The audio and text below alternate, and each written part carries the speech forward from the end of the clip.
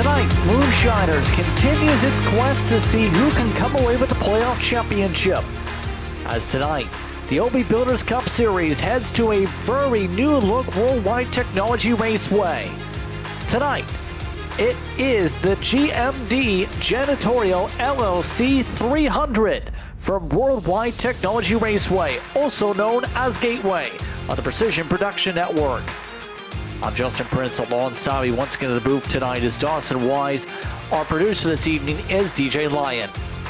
Tonight, we go racing from a different scanned gateway than a lot of these drivers built towards last week, Dawson. And it's going to test some of the drivers. We're in the middle portion of the playoffs after what was a, let's put it this way, very high emotional end of race at Darlington, which seen 3 drivers get disqualifications. Yeah, brand new track tonight. Obviously, guys building their race cars had to completely change their mindsets coming into tonight. This place has been rescanned. It's going to race differently, perhaps, than these guys expected, so that should be interesting. And obviously, you touched on it. High emotions last week, as is pretty usual for a playoff format, but it started off in the first race of the playoffs last week. A few guys getting disqualifications you'll see reflected here in the playoff standings.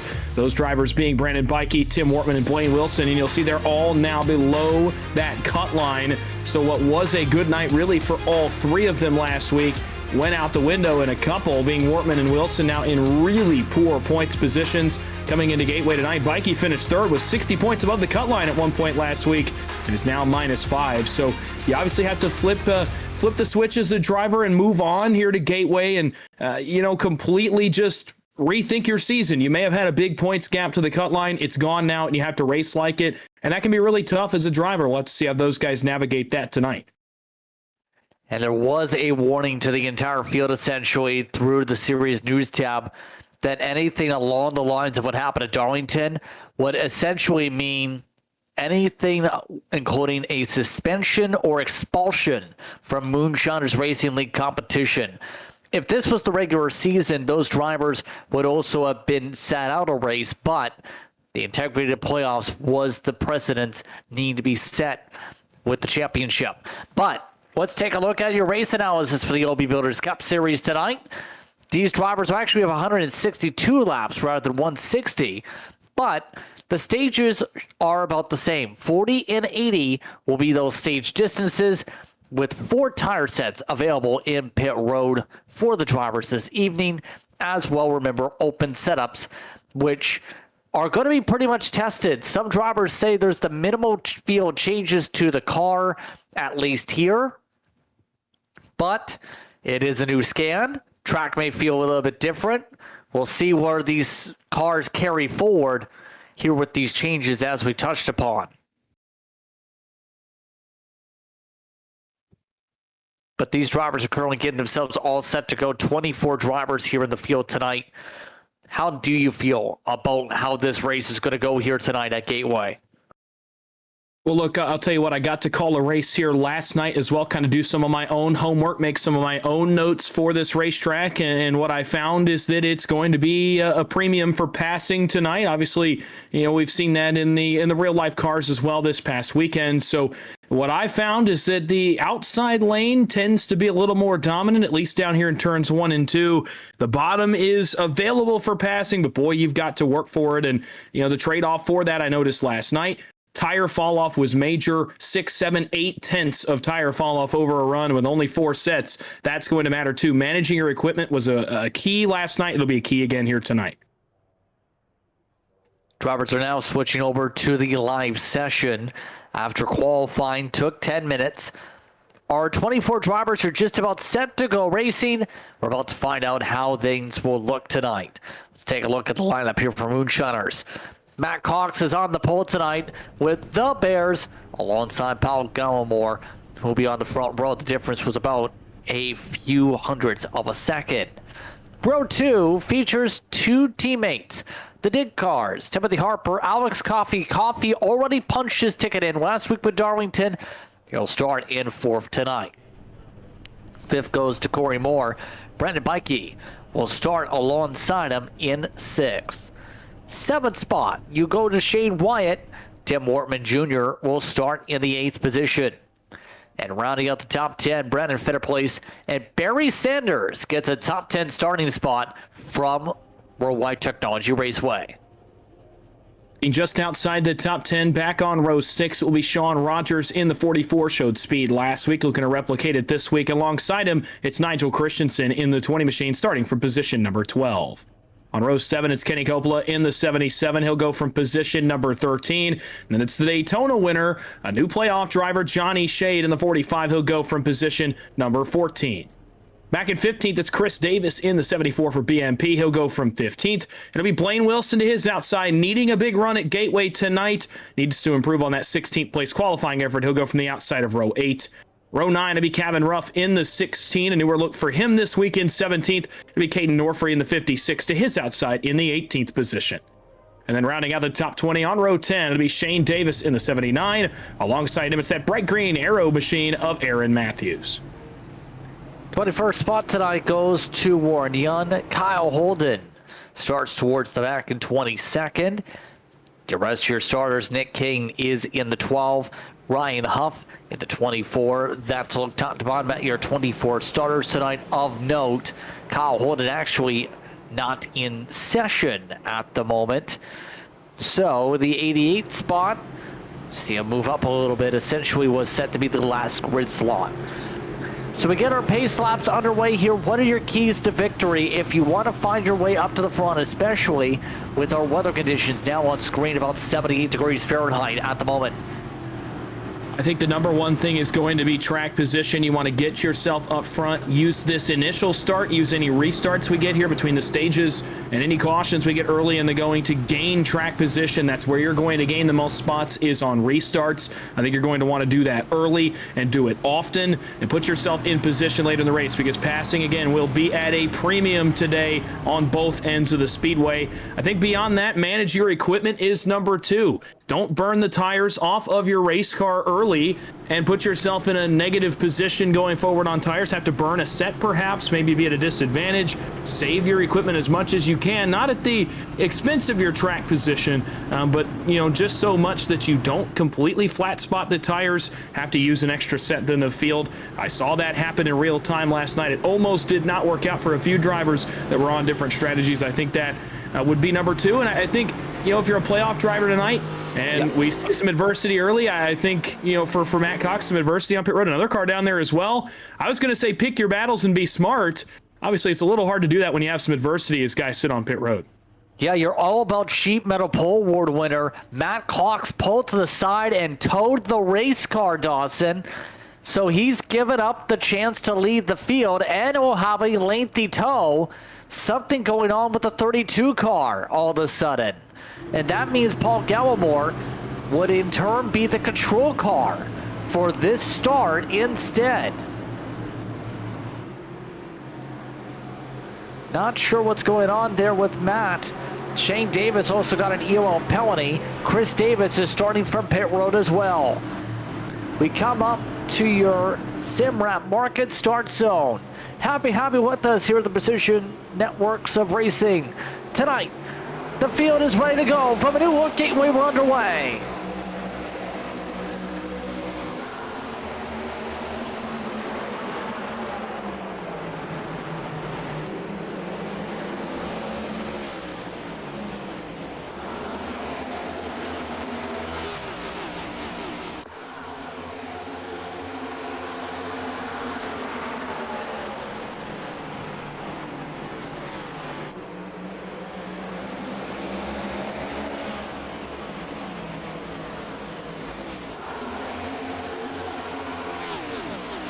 Good start for Gallimore up at the front of the field. All this as well, they make the way through the corners. Keep in mind that there were minimal changes for this build, but the caution's already out. Johnny Shade having some problems. Some help from a teammate in Blaine Wilson. Puts us under caution for the first time tonight.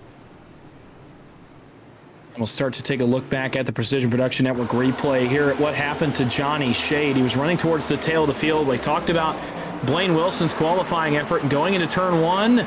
It's a similar incident to what I saw actually last night, and it comes in the form of braking points, entry points, kind of just not being known by the guys, running around each other. Again, this place is basically brand new as of the update yesterday, and right here, it's almost a carbon copy of, Johnny Shade goes in the corner, backs it off a little bit, and then turns in. I'm not sure Blaine Wilson expected him to turn in that deep after backing off the corner. They get together. They meet in the middle, of miscommunication perhaps as well. Tough break for Johnny Shade as he's already on pit road as well. Not a great start for the playoff drivers tonight. That's another one with early adversity. So just like that, already under yellow. Remember, this stage already going just to 40. Some drivers already having some issues. Matt Cox did get back going on the racetrack. So he is back with the rest of the field. Kyle Holden did not join back into the sim. So we'll see what tonight fares out all of a sudden here, as we do have some drivers going down pit road. That includes Caden Norfrey and Barry Sanders, who are electing to come down and take some service here and now, as well as Shane Davis once again. It's going to be an interesting build, to say the very least, though, because a lot of the NASCAR refresh racetracks hitting the circuit, Sonoma got an update, Coda got an update. A lot of the major racetracks got some new scans, Dawson, or at least some artwork updates with this new build. Yeah, and we've already seen drivers, struggling not only here at Gateway, but at other tracks as well, just relearning places that we've known for so long to be much of the same. Some of the other tracks, Bristol feels a little bit different as of this week. That's obviously where all of iRacing's official series are going throughout this week, and obviously where we will head next week for the cutoff race for the round of 16. So that's one of the places that felt a little bit different to me. A couple of the drafting tracks felt a little bit different as well. So some places getting some new characteristics. You drove it one way all week practicing for this race, building for this race, and then the race happens. You get an update the day before, and it just radically changes everything you know about the racetrack. We remain to be seen. We really haven't run enough laps yet to know whose car is going to struggle a little bit, because they built it for the old Gateway, and maybe it's just the slightest bit different. And now the setup may not drive the same. There could be car changes as well. So a lot of factors going into tonight. And as we get into this opening stage and get some green flag laps, it'll be really interesting to me to see who nailed it on the setup with the new car changes and new track changes we've gotten. Gonna be a curious time, because there's all those postings that you get when it comes to what's in the build on the tin. But remember, there's a lot of things that have changed in theory under the hood that are not the headline moves that you end up finding out each time you go through a build, and it becomes so much more difficult to build a race car. But now we'll see how this restart plays out as we get ready for the SimRap Market restart zone. Coming up to start lap 6. Interesting, Barry Sanders, I believe, may have used a set of tires already. He had already had a 15-second pit stop. He did not take a set, just sat in the pit lane to confirm. But right now, ready to refire them up. Paul Gallimore leads the field on the inside line. Green flag is out. We're backing away. Gallimore, hopefully, for his sake, is going to get a few more laps here, because he had started to kind of cruise just a little bit. You'll see him manage his equipment here up front. You may not see him drive away as a leader traditionally would at one of these flat oval racetracks. We'll have to wait and see how much Gallimore decides to push it. One guy that is pushing early is Brandon Bikey. We mentioned the 27's penalty last week. He's up already to the 3rd position, running right around the very driver he was involved with last week. Those two playing nice so far, but for Brandon Bikey, he wants a good run, because now again he is 5 points below the cut line, wanting to maximize his points, get back to a decent spot.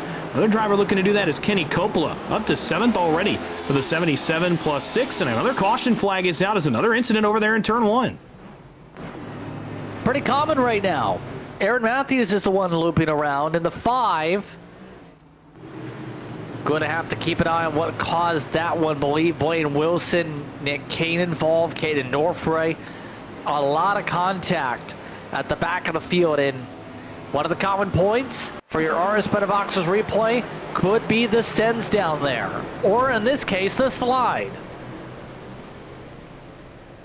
Yeah, I think it's a combination of both. I think we saw the send on the last one. I think you saw something similar to that here. And it's just guys not familiar maybe with the breaking point of cars around him. Actually, right there, Blaine Wilson just kicks out from underneath him, does that blue and white Toyota Camry. So not a big send from out back. It was actually just a slide loose. And Aaron Matthews, Caden Orfrey kind of get the tail end of it. Watch Wilson on the inside. That car just comes around. All the cars involved as well. It's another thing I saw last night. It's almost like this car wheel hops a little bit on entry. It looks like that's what happened maybe to Blaine Wilson right there. Car just got out from underneath him, and these next-gen race cars, they are nearly impossible to hold out of a slide, and Wilson tried his best, but obviously collects a few guys behind him there.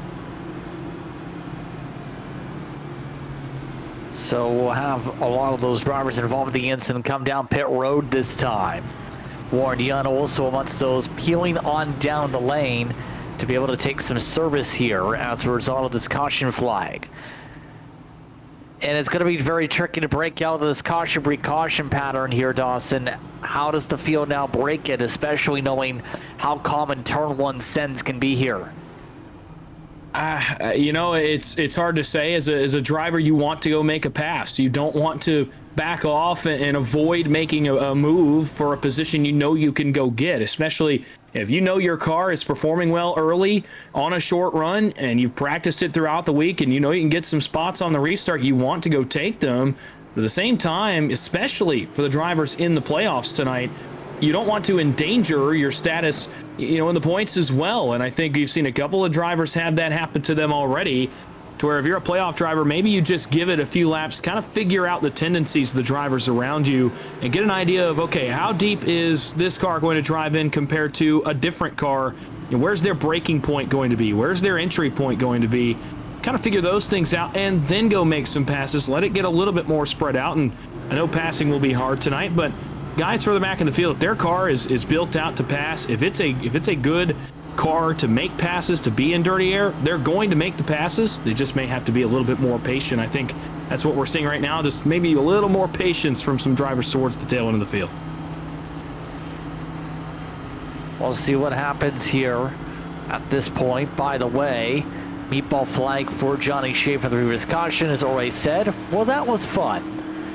So that should indicate what the 45 situation is going to be the rest of the day already. Matt Cox, by the way, on his recovery from not allowing himself to be the pole sitter for whatever reason.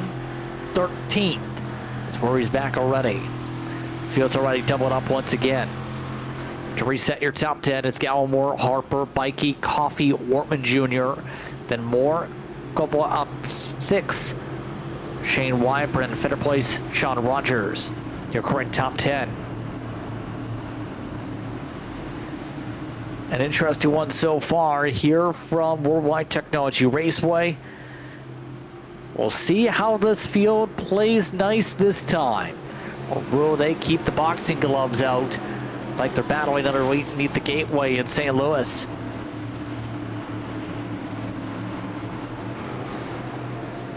Ready to go for the Sim Wrap Market restart zone. Green flag is out. We're back underway. And a good start. Teammates with a good start there, Dawson. Well, I was going to say not as good a restart for Paul Gallimore. He got away by 2 car lengths last time. Brandon Bikey had him timed up that time on the loud pedal and got all the way to the inside of the Timothy Harper machine. He's going to try to make a pass, and here is the first time I think you're going to see how difficult it is to pass. And well, it's especially difficult when Harper slams the door and Bikey relegated to the 3rd position. The big winner on that one, Tim Wortman Jr. all the way up to a battle for 4th with Alex Coffey right now. Off turn 4, he'll get that spot. That's a huge restart win and some good track position for Wortman in the 83. Yeah, good start right here off the get-go. We'll see how long this run lasts, though, as Coffey is amongst those getting swarmed. Already Wortman Jr. up to the 4th spot as they start to single file pretty quickly, some of these drivers. That's one of the things we were touching upon is once you get single file, it's going to be so hard to be able to make a send with the way the dirty area is. A bit of scraping going on. One of the things updated in the build is how the scrapes are actually going to show up on the race car. Now, for a lot of people, those scrapes, they're showing up pretty easily still. So it is something we'll have to see how much those bumpers are going to look visually scraped as the night fares on with some of those wall contacts. Well, there will be a lot of wall contacts, I can tell you that much tonight, especially on the tighter end of the speedway down here on the exit of turn 4. It is a tough exit. It is a very flat corner. Turn 1 a little bit more banked than turns 3 and 4, so it's just naturally going to be more difficult to hit your exit line, not get out towards that outside safer barrier. You'll see a lot of drivers bounce off of it tonight. Certainly not the last time we'll see a bunch of cars in line smoke the outside safer barrier. I think, you know, with Alex Coffey, I did want to touch on it real quick as we're looking at him back in the 5th position. Could be more conservative tonight on his tires and just in his race strategy because he already punched his ticket. He does not have to go make big aggressive moves. He wants to run well. Don't get me wrong. He's a racer. Racers want to win.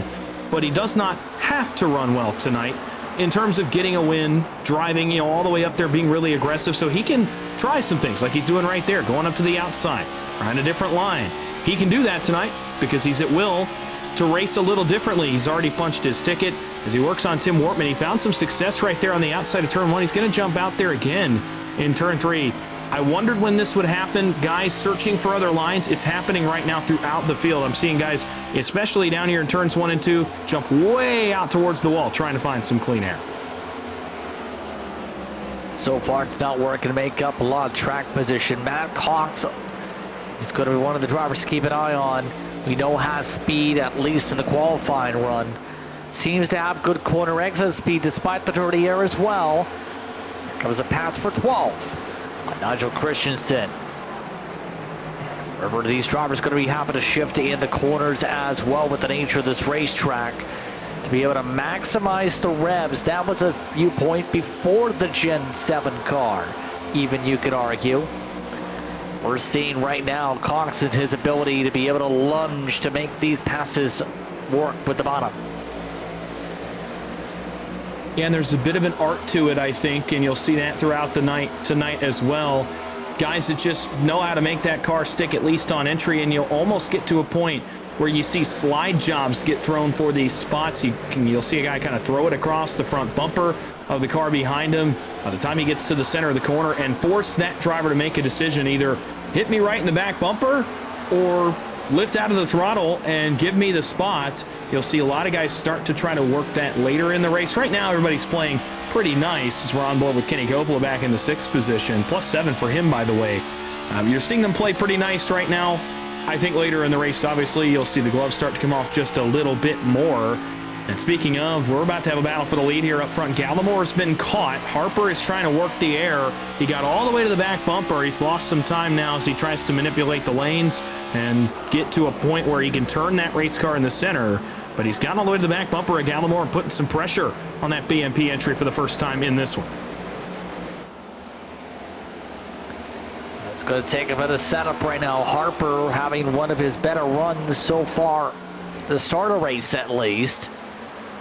Timothy Harper, remember, not one of the drivers in the playoff conversation.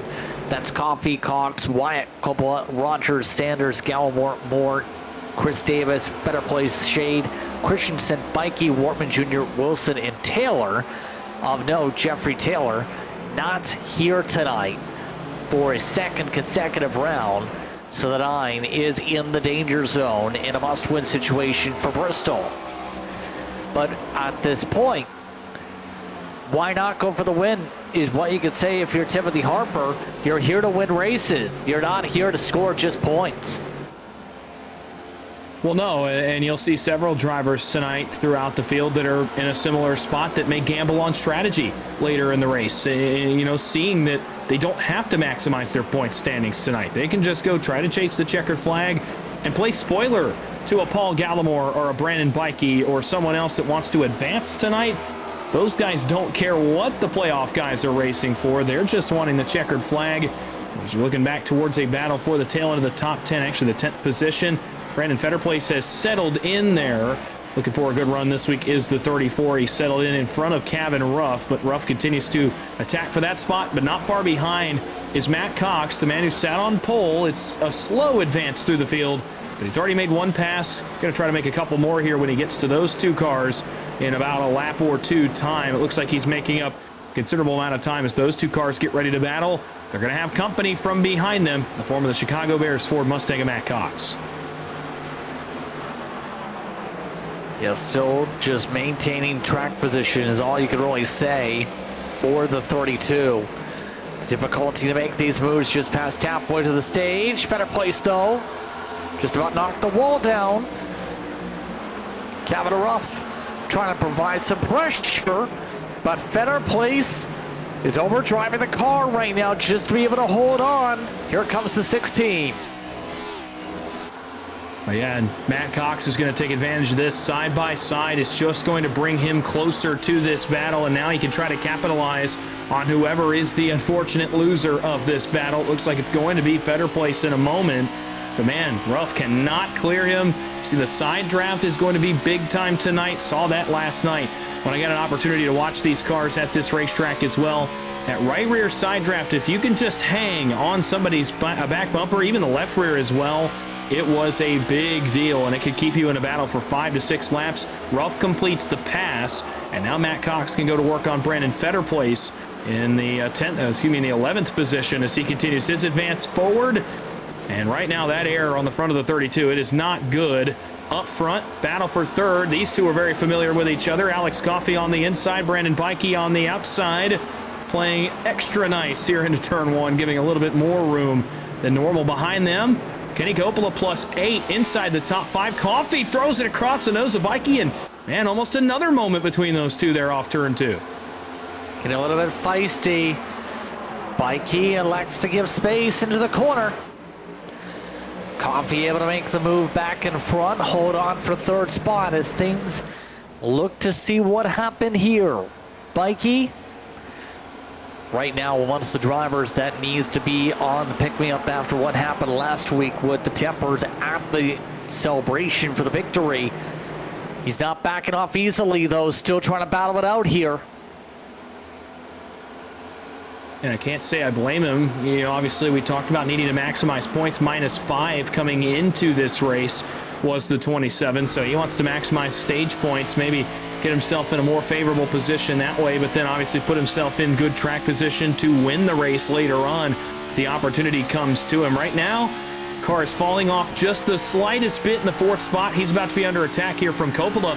And the car, I don't think really I've been looking at too much that's getting into this battle is Shane Wyatt in 6th. He is closing on this group back there in that blue, white, and red Toyota. You see him gaining some time. He's kind of just been waiting, letting these guys race. He's slowly closing the window between himself and these next 3 cars as he enters the conversation for a top 5. Had a good week last week at Darlington. Managed to get himself above the cut line coming into tonight in St. Louis. So he's 6th right now, but chasing the top 5 with just 13 to go in stage 1. Do have some battling going on in the field too, by the way. Rogers, this is a move to put himself in 8th. Just about cleared himself in front of Wortman Jr. We've seen some good races from the 44 throughout the campaign from the BMP camp. That car has been very consistent race to race. Has been able to charge up and take advantage of track position several times. In this case, able to get the rotation down to be able to make the pass. Rogers may be a dark horse amongst those in this playoff, currently sitting as the 5th spot in the standings coming in.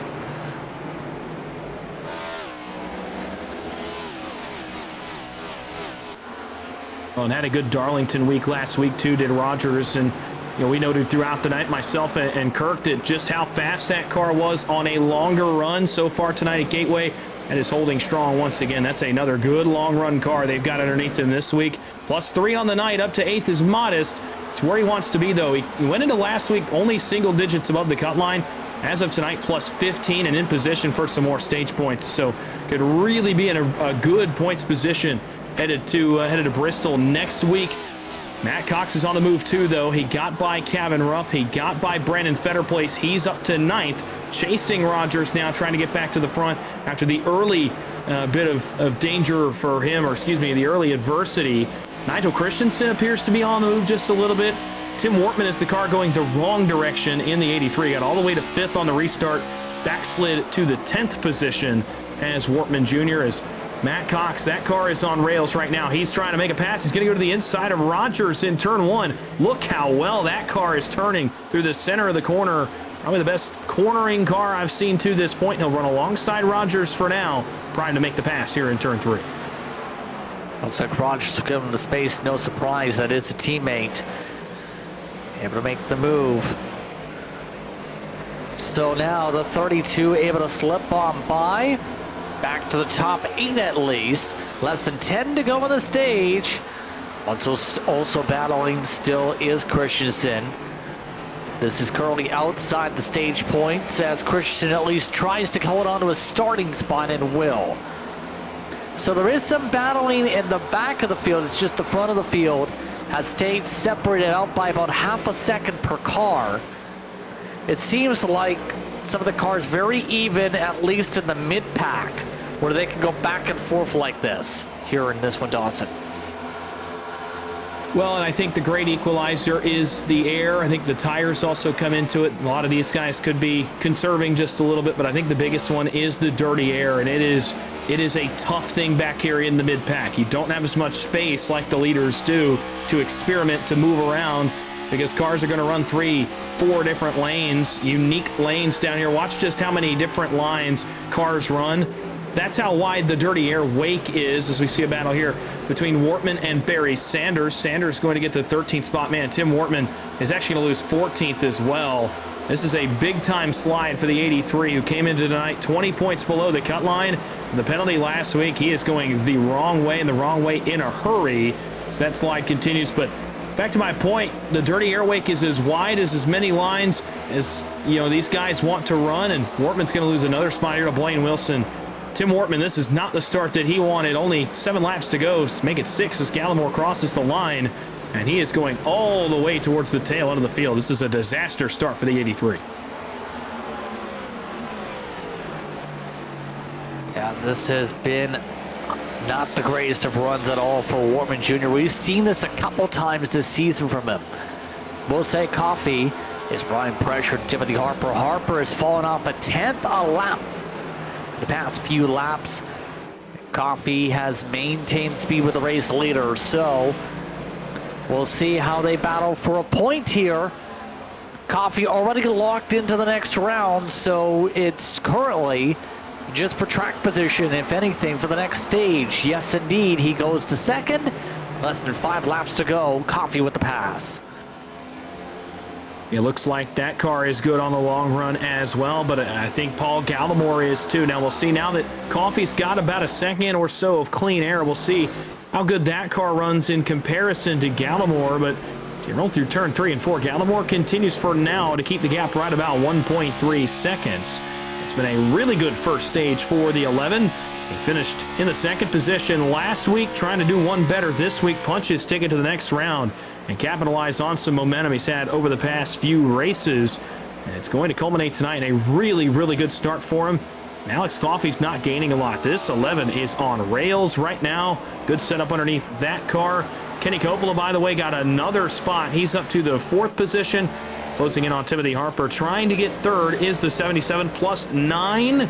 The biggest mover on the night is that 77 machine in the 4th spot. As the field approaches lap traffic, 3 laps to go in stage 1. How will the lap cars play as well? Aaron Matthews trying to stay on a lead lap here at the tail end of the stage. Paul Gallimore, since getting the race lead from Matt Cox peeling on down, has just been able to control this race. The 11 machine has looked strong. The fall off has been pretty even. Slowly tilted down on the pace over the past 15. Extra 10th per every 5 laps. It's been doing exactly what it needs to do here. 2 laps to go in stage number 1. Just needs to keep it clean. It's already zipped on by lap traffic with no issue. It's going to be difficult to beat this 11 if they maintain the race lead. Let's put it that way. Yeah, 100%. I think, Alex Coffey so far has got the best pace in comparison. Not really another car that is running too similar a pace as we start to look at lap times. Coffey last time was faster. A couple cars back around the 5th, 6th, 7th positions were faster, but It's a little ways back in the field. Obviously, a lot of passes have to be made. Here's one right here.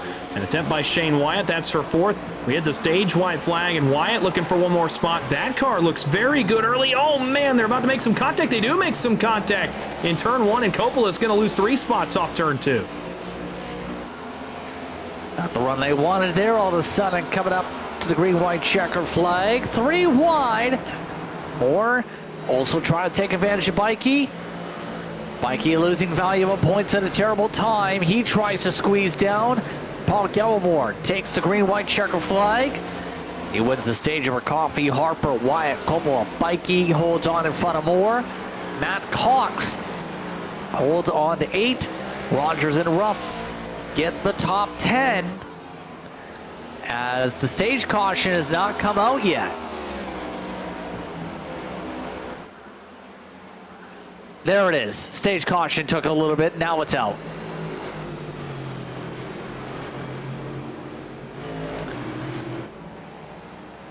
But still a good time for Paul Gallimore to start off this race. His car very fast right now to sit there at the very least at the BMP camp, Dawson.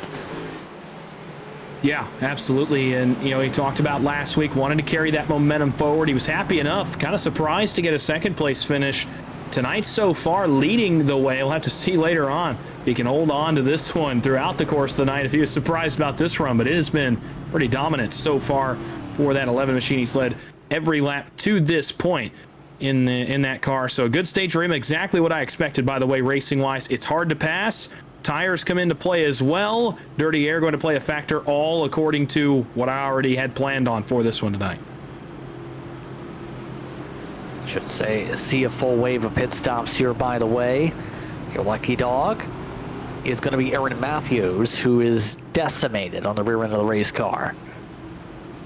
There's a lap downer, Yun and Davis. Seen a nice little touch with the new graphics here for the racetrack with the new scan. The pit lights are now fully functional. We've seen that at some of the racetracks. We see it here at the end of the one end of pit road. Also of note, no stairs to hit, Dawson, at the start and finish line, which could destroy your race car. Yeah, some interesting graphical updates obviously coming this week that were definitely needed, and yeah, very interesting that you bring up the stairs, the start finish line. Obviously, nobody going to have any damage to their virtual race cars tonight. As guys come down pit road, the common pattern, most guys taking 4. Some guys going to opt for 2 tires here. I saw this last night. 2 tires worked late in the run. It actually held off better than a 4-tire stop. So going to be interesting to see that throughout the night as well.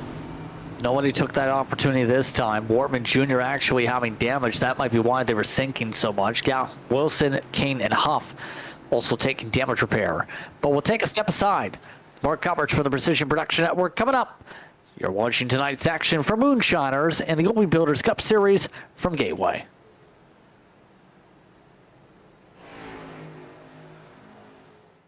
Racing isn't easy, but experiencing it is. iRacing puts you in the driver's seat with the industry's leading sim racing game. Drive on laser scan replicas of the greatest racing circuits from around the world.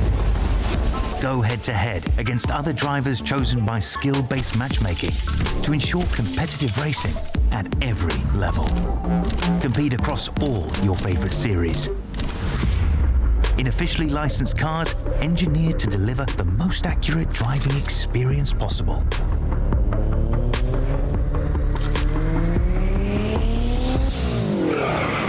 Join a race or host your own with players from across the globe. Race against the computer or in a league with friends. Feel the thrill behind the wheel. Visit iRacing.com.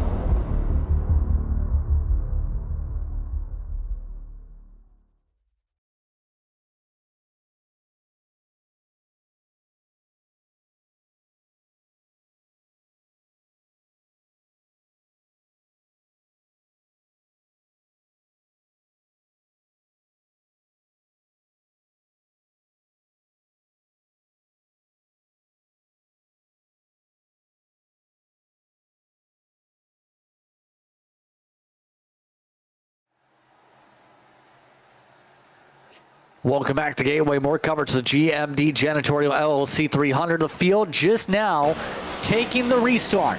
Paul Gallimore leads the field. Brendan Bikey is up to second, though, with the restart. The 27 had a really good pit stop sequence. And now look who's also joining the fun. Shane Wyatt joins the top three. A couple of guys with good pit stops, a couple of guys with good restarts as well. Alex Coffey. Similarly to last week, we saw this pattern where the restarts were not good for the 54 throughout the course of last week's race. Tonight, trouble. Matt Cox in the wall. Sean Rogers is going to go around. A couple more going to get involved in it. Brandon Fetterplace is involved, and another bout of adversity for playoff drivers on the front stretch. There's one more car that is stopped at the start-finish line. Could not get a good look at which car that was. Several playoff drivers striking trouble on lap 46. Let's take a look at your RS button boxes replay.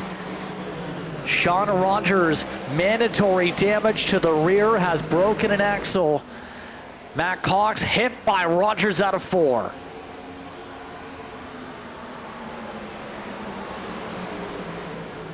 Just pure decimation there, Dawson. Coming off the corner, just the contact. It was said over by Matt Cox that he felt like got left reared. It was his teammate behind him.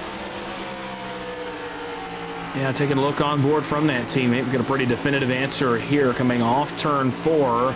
Rogers running in line with Matt Cox. Oh, Cox got sideways just a little bit on exit, slid the car, and then he did get some help, but that car was already 45 degrees to the left by the time Rogers got there. And you'd imagine he's on the brakes. There's just not much you can do as that car behind him. He was kind of pinned up there as well. Taking another, excuse me, I thought we were going to get another look at it there. But regardless, for Rogers there, it is a tough feeling as a driver. Your stomach kind of drops. There's just not much he could have done. These cars don't like to stop. His teammate got out of shape in front of him. A tough break for a couple of teammates as well as a couple other playoff cars. Yeah, I can confirm. Cox appears to have had gotten loose there. Yeah. And now that's going to be huge implications for Rogers in particular. 15 points above the cut coming in. Got some stage points there.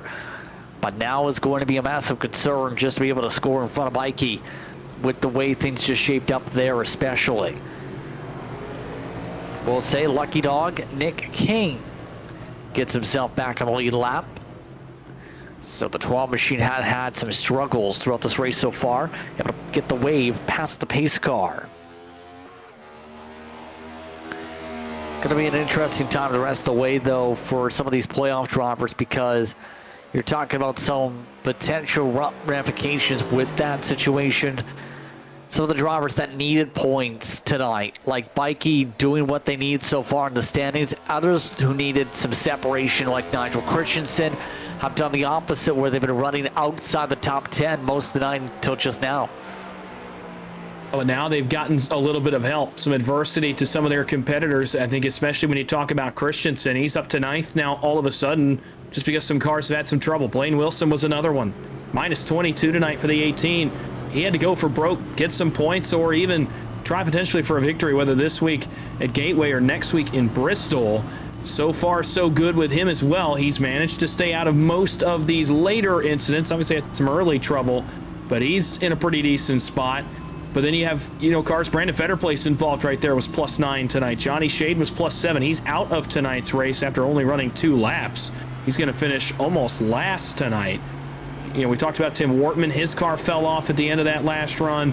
So some cars doing what they need to do. You mentioned Bikey and a couple of others. And obviously Gallimore up front, Coppola up front. But others now, Rogers has been involved in an incident tonight. Matt Cox has been involved in an incident tonight. Johnny Shade, Brandon Fetterplace, and a couple of others as well are not doing what they need to do. Ramifications for some, but some helpful fortune for others. These cautions here at Gateway have gone pretty quick, by the way, to add to that point of things. These cautions so far have been quick yellows, it seems. This facility, Rogers is officially done for the night. Warren Young has been in the pit lane for almost 2 minutes as well, just exited now. But it's BMP up front, it's Dig in row 2. Coming up to the Simrap Market restart zone. First gear launch coming up for at least one of the drivers. Can hear what some of the engine sounds. Gallimore is off. Green flag is out. We're backing away. And that time again, Bikey timed him up pretty good, and the 27 got clear of Shane Wyatt. Will jump to the inside, trying to get to the left rear of Gallimore. Will not be able to do so here in turn one. Shane Wyatt able to grab third position from his teammate, Alex Coffey. First battle on the tracks, another one of their teammates, Corey Moore. And Kenny Coppola back there for the fifth position. Another clean restart for Gallimore. Good night so far for the 11. Got a little more competition this time, though. You know, Brandon Bikey wants some redemption after last week. Would like to just put that completely behind him and lock in tonight. He seems to be the man on a mission right now. Not able to get anywhere close to the back bumper at Gallimore. I'll tell you this, that Gallimore machine is fired off really well. I think later in the run you've seen a couple cars come back to him, but he fires off really well in these restarts. He's done so again right there. Field tries to get a run down. Already less than 30 laps to go coming up in the stage. Coming rough. He looks inside. 74 still hugs the outside. Oh, a little bit of contact there. Coming rough throughout this season. This looked very sporty. Was one of the drivers who just missed the cut for the postseason. Right now is looking like it's a top 10 car at least. And we know how good Ruff's been able to handle things in this part of the field, to be able to put the elbows up, to fight, just to be able to get these spots. Yeah, absolutely. And I think you're seeing several drivers in that same position so far right now. Being willing to put elbows up. I think they're getting help from the racetrack and the race car as well in that regard. We talked about track position and dirty air a little bit earlier. So some guys getting a little bit of help in that regard, but there will be some guys that drive a little more aggressively when they're on defense. And being able to run that top lane, they'll pinch down a little harder. They'll give a little bit less room. And that will contribute to being able to hold on to some of these positions like you're seeing Chris Davis do right now in the 74. Blaine Wilson's into this battle. +7 on the night, up into the top 10 for really the first time after some early trouble. He needs a good run tonight, trying to get a couple spots here, get up to 7th position. Look at how high right now the 74 is willing to go. Problem is, not a lot of grip out there, and that opens the door for the 16 to make the pass. It'll slip on by. No issue. Ruff able to make the move. So as they continue to rumble on here, you can see Davis seems to not have the same grip he's looking for in the race car. Some of their teammates right now just cannot seem to get into a rhythm. Just passed easily on the outside by Wilson. Yeah, it looks like those Dig Esports cars, they've got something going for them, especially in the early stages. I think you saw Alex Coffey have some speed late in a run as well. They've got something that's able to really help them turn the car in the corner. It's underneath those race cars right now, so it's going to be interesting to continue to watch. I think they've got some of the best grip in the field under those conditions. I think obviously Gallimore is the exception as he continues to run out front by about 8 car lengths. His teammate Brandon Bikey, first and second, but now Bikey is under fire from a pair of those Dig Esports cars. Wyatt first, then Coffey. Kenny Coppola is coming into this as well. All of a sudden, Bikey looks in the mirror. He's got a train of cars behind him as he tries to hold on to the second position. Luckily for him, he's able to manipulate the air, make Shane Wyatt run other places. He's not as fast. So far, so good for Bikey. Wyatt and Coffey had really good long run speed at the end of stage 1. It's starting to kick in here in stage 2 as well. Looking pretty sporty to say the very least right now, absolutely. We'll see where things now shape up for some of the battling here. Right now, fall off only about 2/10 for much of the field, 4/10 for the race leader. Timothy Harper, who was a contender in the last stage, he lost a lot of track position early on in the pit cycles. Right now, trying to regain some of his ground.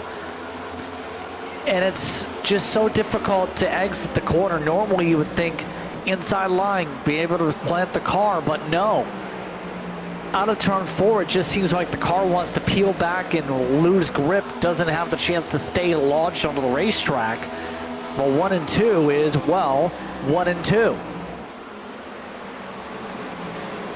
Yeah, absolutely. And, you know, something we're going to see throughout the night tonight. We saw it last week in Darlington. We'll see it next week in Bristol. Gateway is not identical on either end of the speedway. The corners are different. Turns 1 and 2, a little bit higher banked here at Gateway, a little bit wider corners. You can kind of manipulate the lines a little bit more. You'll have a little bit more exit grip because of that little bit of extra banking and just being a wider exit. Turn 3 and 4, more narrow, more flat. So, you know, and last week at Darlington, it's kind of a similar story. A wider turns 1 and 2, a more narrow turns 3 and 4. Next week, it's a different story. More narrow turns 1 and 2, or a wider turns 3 and 4. 3 weeks in a row, we're going to see ovals that are not the same on either end, that drive completely differently on entry and exit on either end of the speedway. It's tough. It's technical.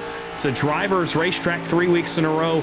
So far tonight, you're seeing the guys that have picked it up the best. Gallimore, Bikey, Wyatt Coffey, and even Coppola as well. You'll see the guys that are struggling just a little bit to pick that up. Those are the guys that are getting the fence back there around 10th through 12th or 14th position.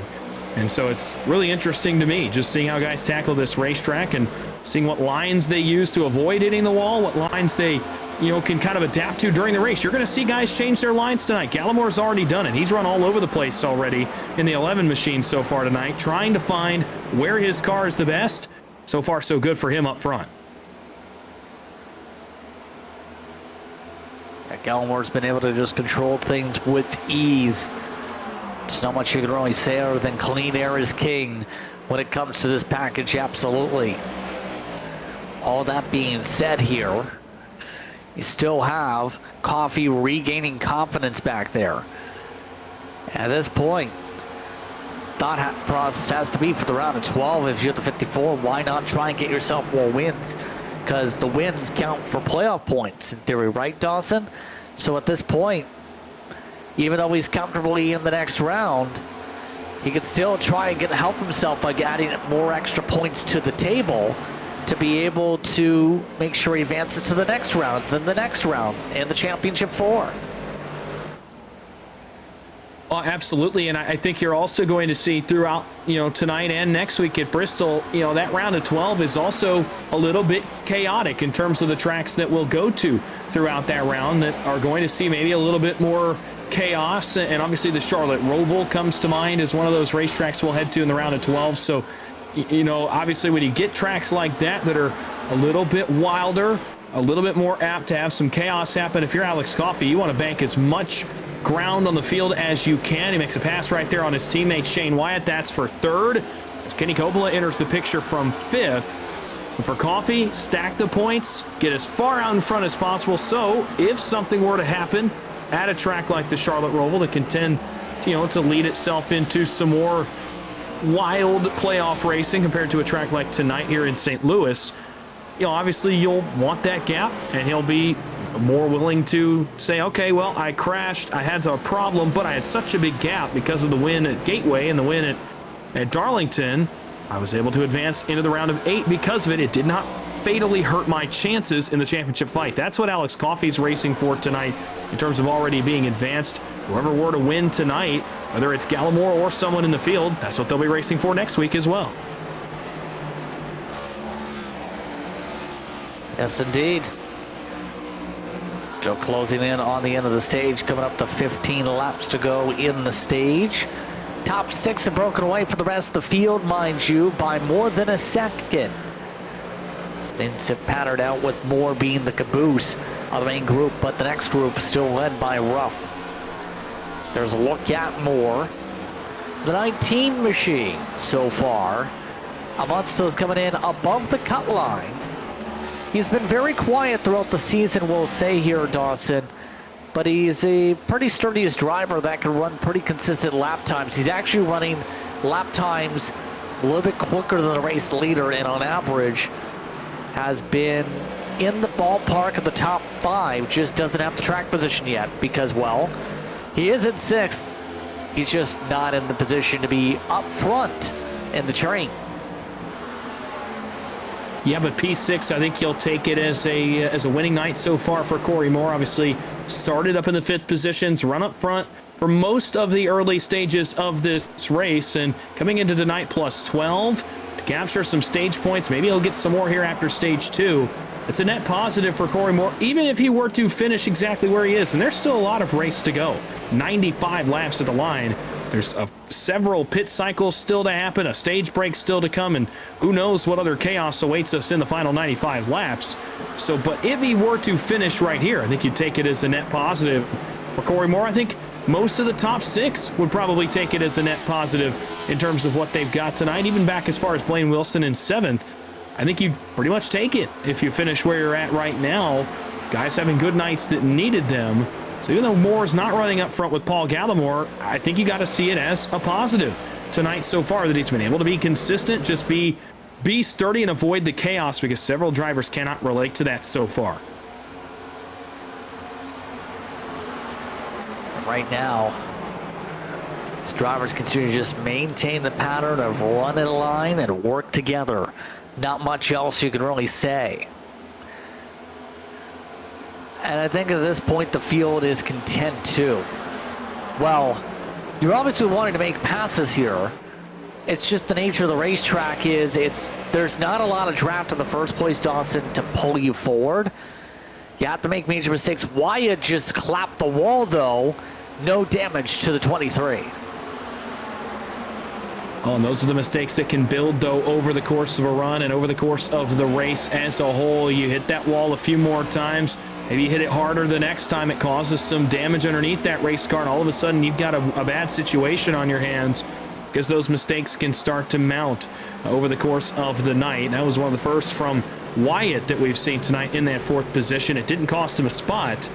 So far, still holding about a 4-car length advantage over there's a big one right there. Alex Coffey to the outside wall hard was the 54. He bounced off of it so hard he actually got it with the rear and the front, and got it a couple of different times. Alex Coffey, that was a big hit. Wyatt's going to take a shot on him for 3rd. But we'll have to check and see any potential damage to Coffey, because that is the hardest hit I've seen so far tonight to that outside wall off turn 4.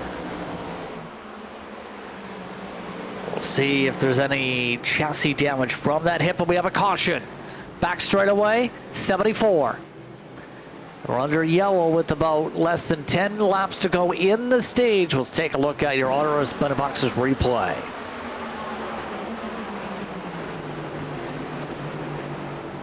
Lots of apologies over the radio from Timothy Harper. You can see him come up. Timothy Harper did clip the 74 and then pushed in the hole straight away until he was clear. Yeah, it's a tough break. We talked about Harper earlier. He was running up front and faded.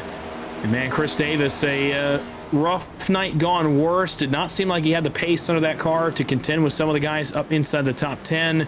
And right there, he's got a flat spot for those tires as well. He was already on the backslide, now loses a few more spots as a result of that incident off turn 2. So tough night for Davis. Came into the night +9. And that's not the event that he wanted to happen to him here with just 8 to go in stage number 2. Interestingly enough, a split on the pit lane here that could have ramifications at the stage end as well. The little pit party coming up a little bit earlier than most people may have expected here, but Paul Gallimore, Brandon Bikey, Kenny Coppola, Kevin Ruff all stay out. Everybody else peels on down, so prioritizing the points is the 11. This is now going to get interesting because all those drivers who just stayed out are likely going to lose the track position, Dawson, the other time around once we pit in less than 10 laps again. Yeah, and that's going to be a very interesting call to me for Gallimore, especially leading the race. Has not been in a position where he's had to race through dirty air. And you see several guys. Now there's going to be drivers that take 2 tires here on this second stop of the race. You saw a few of them coming off pit road, mostly the Dig Esports cars that will lead that train off pit road. Really interesting to me that these front 4 did not come down pit road. I think Ruff is the only one that doesn't surprise me, to gain some track position and, you know, maybe try to race it out once they get onto some different tires. Man, we're still going to have 6 laps in the stage. That's not a 2-lap shootout. There's definitely a lot more time. They may lose the track position before we get to that point, because so far tonight, we've seen 8 to 9 tenths of tire fall off in a 40-lap run. These guys are now going to be on older right side tires, not be able to corner as well. I mean, you mentioned at the stage, they may lose that track position before the stage. And before we even get to that break, when these 4 will come down pit road. See how the 31 plus lap old tires now hold up. Bit of a gamble, let's put it that way, for them here just to score points with the track position, but they'll get 6 laps to do something with their Goodyear Eagles. Of note, there are right now 15 cars in the lead, lap 16. In fact, Ryan Huff is the last of those drivers, believe. Matt Cox is still laps down with repairs done. Shane Davis is 18th. We have already lost 5 cars and having 1 DNS as well on the race from some of the incidents here tonight and or drivers not able to attend.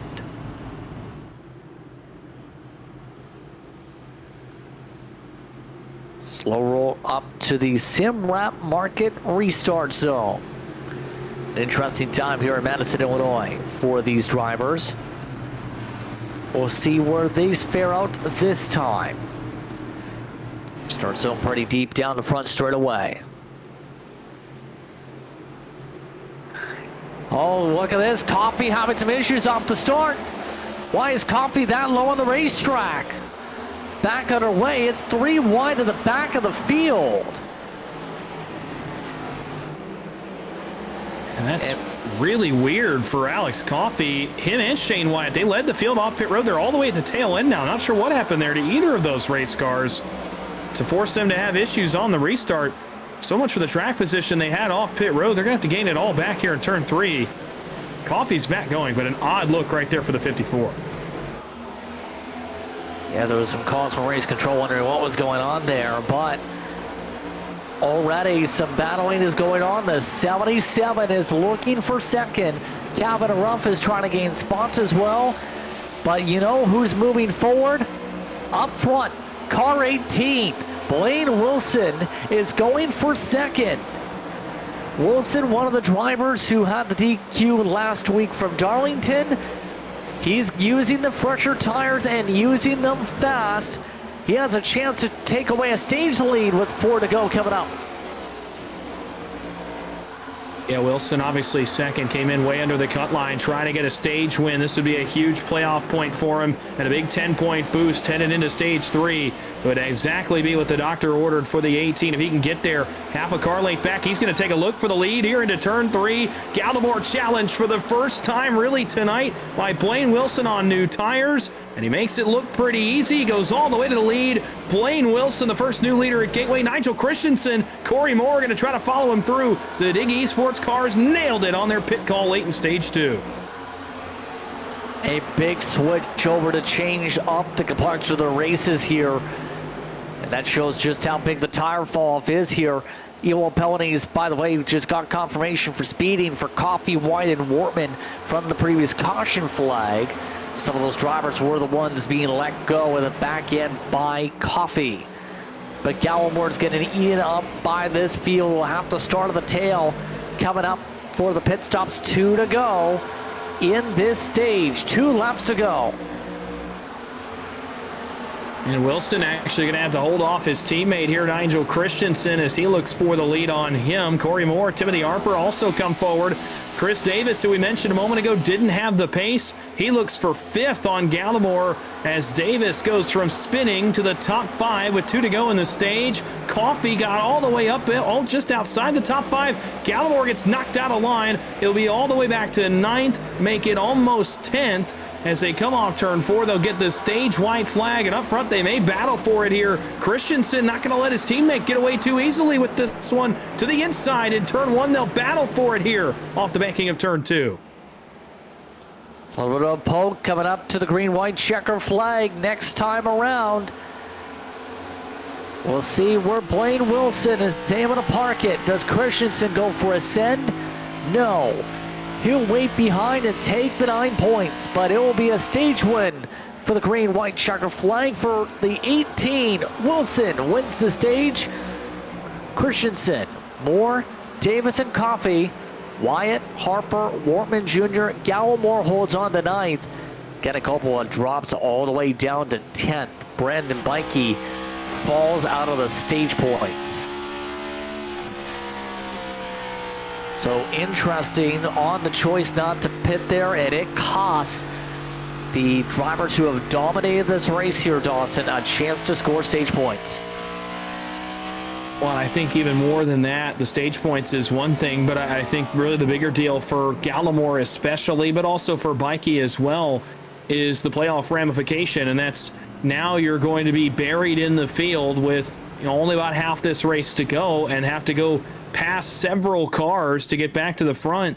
Your tire advantage is not going to be as severe as you just saw with these cars that finished up towards the front of the field. You're going to have about a 5 to 6 lap advantage, and that's if these guys don't come down pit road as well and equal you. It may come into play for the end of the race, not even just the stage points. I'm thinking further, even more forward, in the fact that now Gallimore and Bikey and a couple of others that were up front all night may very well not get back there again in this race if they don't get a few cautions or if the strategy doesn't go their way. And in fact, as they roll down pit road, this is not what the 11, the 77, the 27, or the 16 wanted to see, as everyone will make a trip down pit lane. Pit party time. And wow. Yes, you're right. Everybody does peel down with that ramifications from the others. So was that even worth it at all for the 1177-27? Answer is no. 80 laps to go already as these drivers peel on down and take the service here. It's going to be interesting who's able to hold on in front the rest of the way. We do have a top off. Chris Davis, only fuel, a new leader, 74.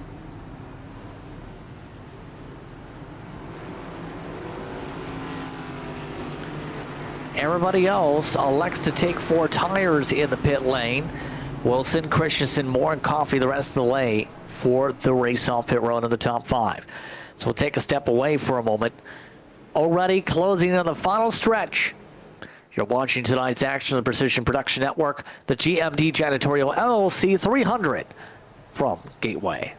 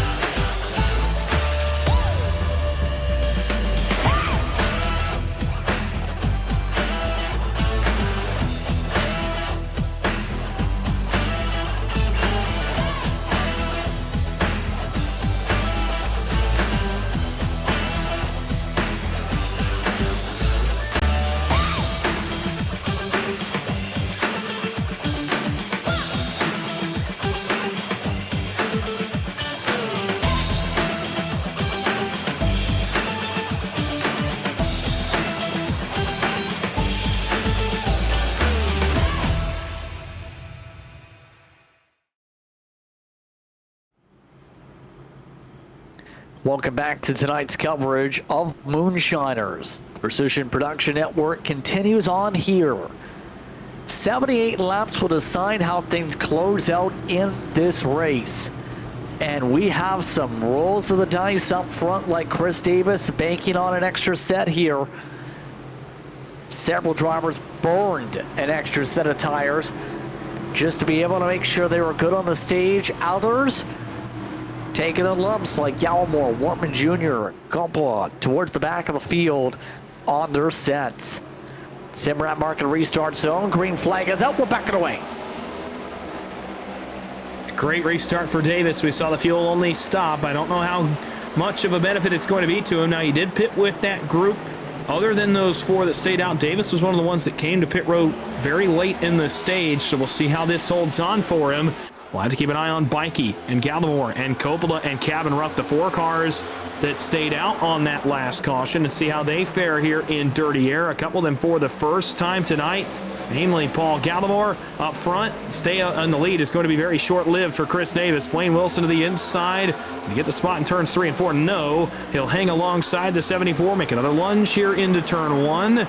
Alongside, noses out front. Davis gives him room, and new leader again is Blaine Wilson. So Davis goes immediately back to the second position. He'll be under fire for that now from Christensen and company as he starts to try to settle in with a fuel-only stop. Interesting strategy to get a point for leading a lap, but other than that, I think new tires will eventually overtake that 74.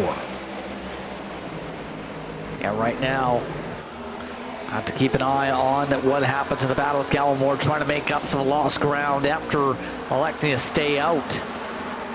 He's already going underneath the 19. This is for 7. Bit of some checking up with Wyatt. No place to be able to go quite yet as Gallimore loses the ground. This is the tough thing right now, is actually getting these passes complete. If anything, that inside line is getting checked up with the 23. No place for the 11 to actually exit out and complete some of these moves here.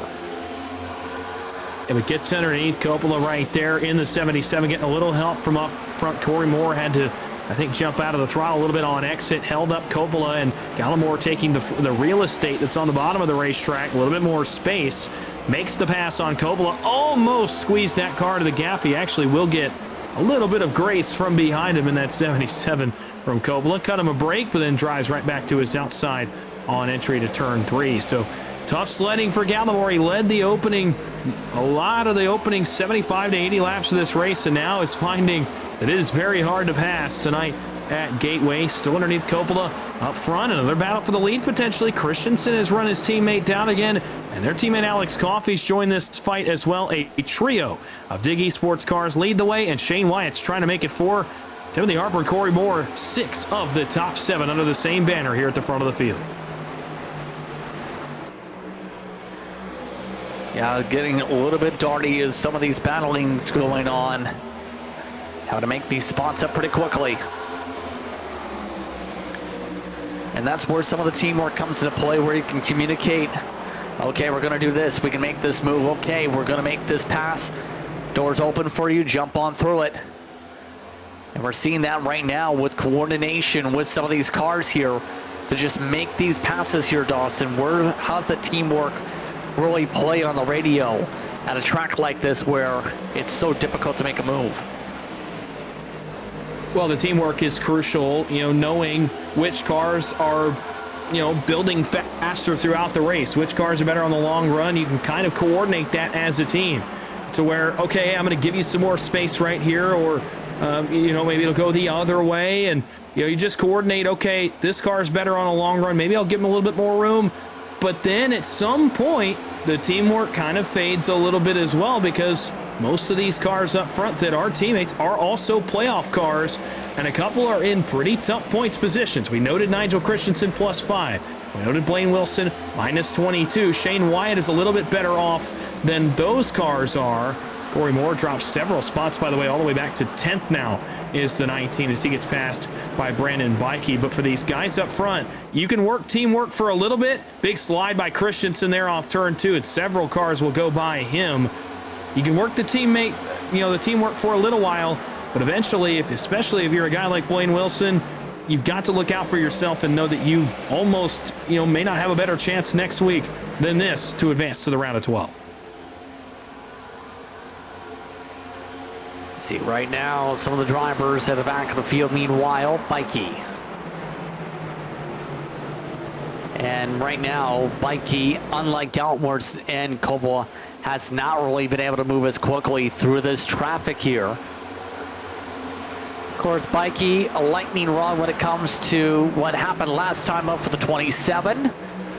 This week, just trying to mind his own business, try and not be the center of attention here. But you have to give him credit. He's been a fast driver all season long for good reason from BMR, or BMP should say. Yeah, he's had speed all season, and now, obviously found some adversity coming into tonight. You don't want to be the center of attention 2 weeks in a row, unless, of course, it's, the redemption I talked about earlier, getting to victory lane. But so far, so good for him tonight. He's run up front a lot of the evening. Back inside the top 8 now is Bikey, and moving forward, so working out a little bit better than maybe we thought. Trouble on the front stretch. Big hit. Kenny Coppola almost upside down as the 77. No caution comes out, and it is major damage. Now the yellow flag flies as Coppola comes to a stop. A playoff driver with major damage on the front end. pure decimation. Can tell you the 20 hit the wall. And guess who hit this 20 on the exit? Take a look at the RS Button Boxers replay. See the side-by-side front Gallimore. Near contact with Christensen. 77 no place to go in the checkup. And the 77 gets decimated.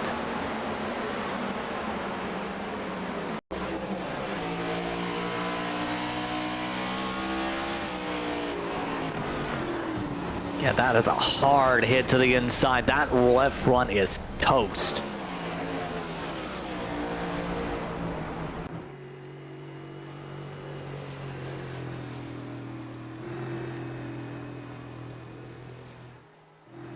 You can see him just flooring it at this point, trying to get to pit road. Wonder where he's going. I think, is he past his pit stall? I believe he's just stopped in the 81 stall and just towed it. But now what do you do with your tire sets? This should get you to the end on fuel in theory, Dawson. Correct me if I'm wrong here. But what's the tire situation now going to be looking like the rest of the way? Well, you're certainly getting to a precarious position if you're into these guys up front. The 3 Dig Esports cars we know are down at least a set of right side tires compared to the rest of the field. Advantage to Gallimore, Bikey, as well as the Coppola machine, who is now on pit road for the incident, as well as Calvin Ruff. Advantage them on one set of right side tires, but basically everybody has taken 2 to 3 of their sets so far. You might have one more in the pits. Might be the last set of right sides for a few guys on pit road, so we'll have to wait and see on that to see what anybody is looking at on tires. We'll tell you, Timothy Harper opts to stay out here in the 42. The car I think that is out of tires now, or is what I would think would be the closest. Barry Sanders Jr., remember, took a set early in the first 10 laps. He's taking another set on this caution, I think, in that 81 machine. He may be out of tires already with 70 laps to go. Well, he was a fuel only back then in the early one, though. I didn't see him move on the jacks back then. But to correct myself from earlier, 5 sets in the sim rather than the 6. It appears, if reading the rules correctly. Yeah, tire sets at 6. So that means 5 in the pits rather than 4. But we've seen even the small difference on tires not really work out for some tonight. A lot of drivers have picked up some bit of damage, though. Like King, Cox, Fetterplace, Sanders, Christensen now. It's been so hard, even though it's a track that's so hard to be side by side at, just to be able to keep clean, apparently, it seems.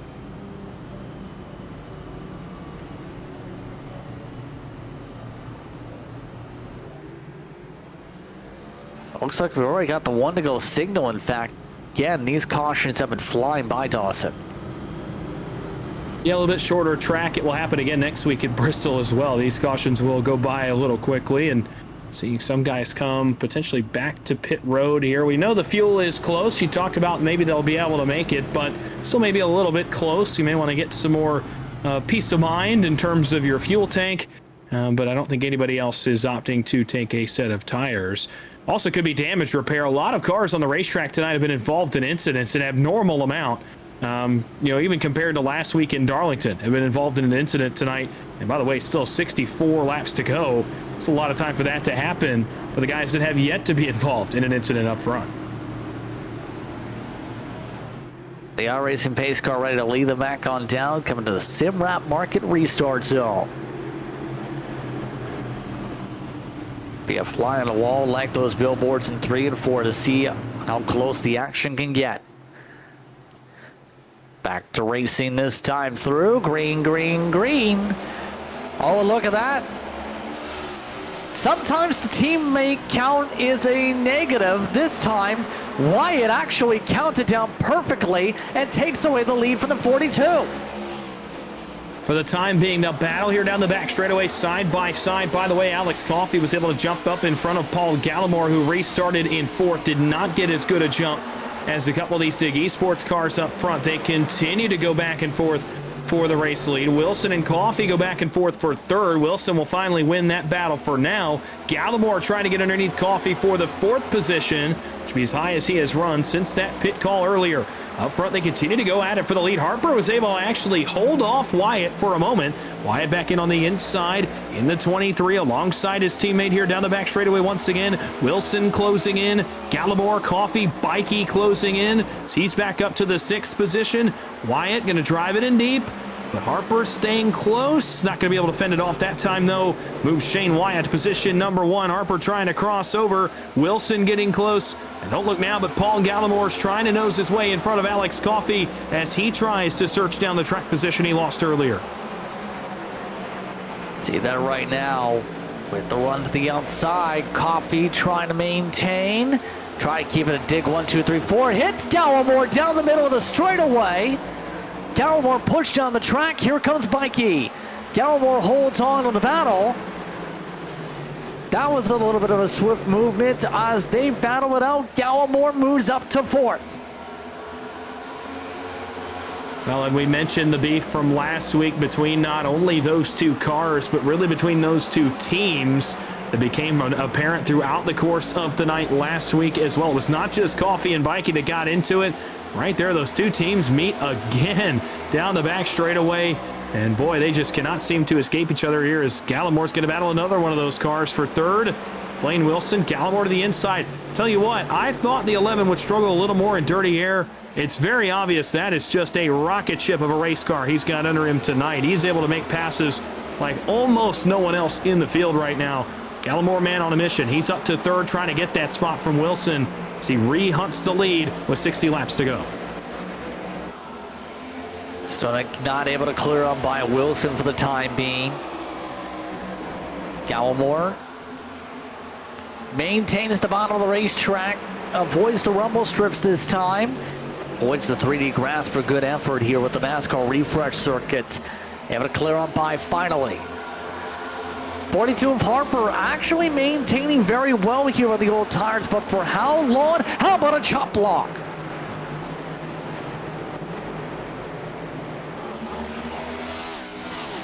Getting a little bit feisty here. Harper doesn't want to let the 11 go, but Gallimore has the nose. And he's going to get more than just the nose here into turn 3. He's going to actually run him up the track just a little bit. I don't think he appreciated the chop block a little bit there into turn 1. As a result, he's going to get to 2nd, and now will hunt Shane Wyatt. Paul Gallimore, how about the recovery? This is a heck of a drive for him back through the field. He's up to 2nd. He's still got a long ways to go as well. He does not have to burn his stuff up to get to Shane Wyatt here. We know how good that race car is, but he cut half the gap in turns 1 and 2. He is already 2 car lengths, making 1.5 into 3 off the back bumper of Wyatt. This 11 car is on rails tonight as Harper is going to lose a couple more spots. 1 to Wilson and 1, I believe, to Alex Coffey off turn 4. Yeah, the lower tires now starting to fall back now that he's being marred into traffic. Chris Davis, his gamble on the tires has worked out pretty well. Hold on to 6th after not having track position most of the night, by the way. But it's going to get interesting how this 42 settles on in.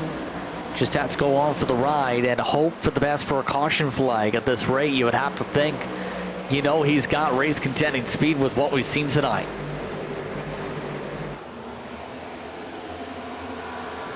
Up front, though, Dawson.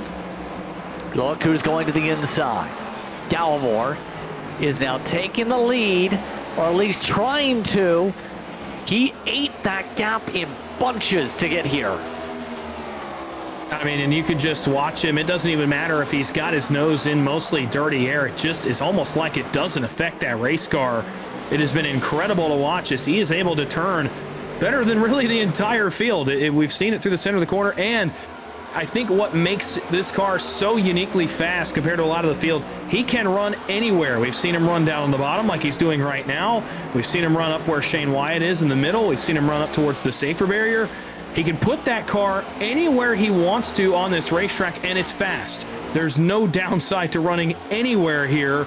Other guys may be confined to one line. Gallimore is not.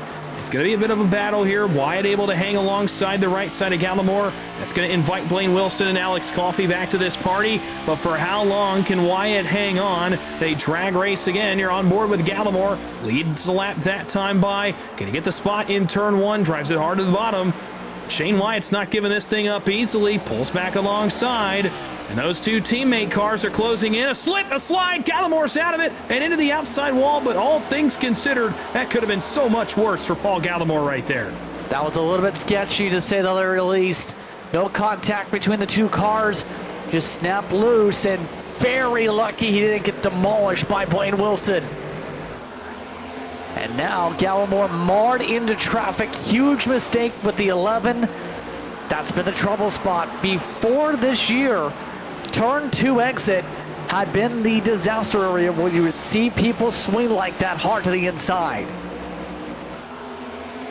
Yeah, now so far tonight, it's been the entry of turn 1 that has the most problems. Turn 2 really hadn't caused a ton, and now it's the first major mistake in that regard here tonight. And now what that's allowed Shane Wyatt to do is kind of gain a little bit of time. Wilson had pulled it to within 4/10, lost a few, having to jump out of the throttle right behind the Gallimore machine, so now he's got to make up some time. And in fact, Wyatt is actually driving away just the slightest bit from the cars behind him and is able to maintain a gap. And now that's probably the best thing that could have happened for Shane Wyatt. This would be a really, really big night for him as we watch for Paul Gallimore to try to make the run back to the front. But he's got to do it all again. He did all that work to get back to second and now is having to do it all again. Oh, by the way, with 20 less laps on the board. Yeah, that's going to be easier said than done with him being behind a lot of drivers that have been very solid as the long runs have kicked on. Right now, 33.4 last time by for Gallimore in the traffic. By the way, the leaders are in the 33.2s, the tipping top. Also trying to make up some ground, Brandon Bikey. He's fallen back yet again in the running order.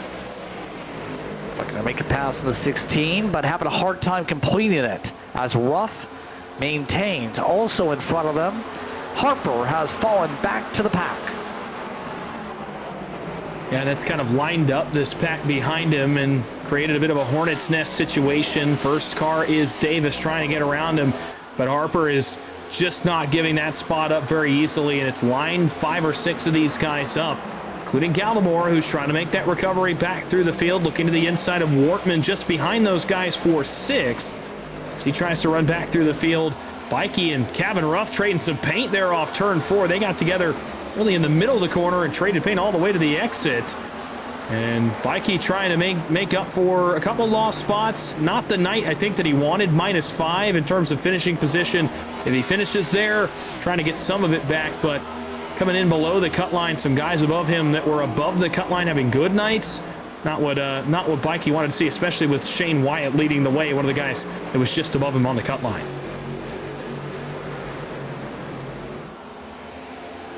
Right now, some of these drivers starting to really get argy-bargy yet again in the group.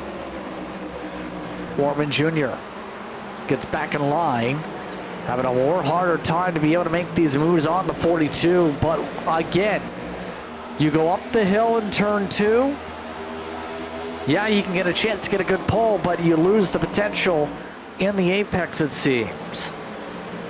47 laps to go this time by, and Wortman Jr. is kind of showing the Warrior machine has kind of been trying to go to the workshop to fix whatever needs to be done to have speed here tonight.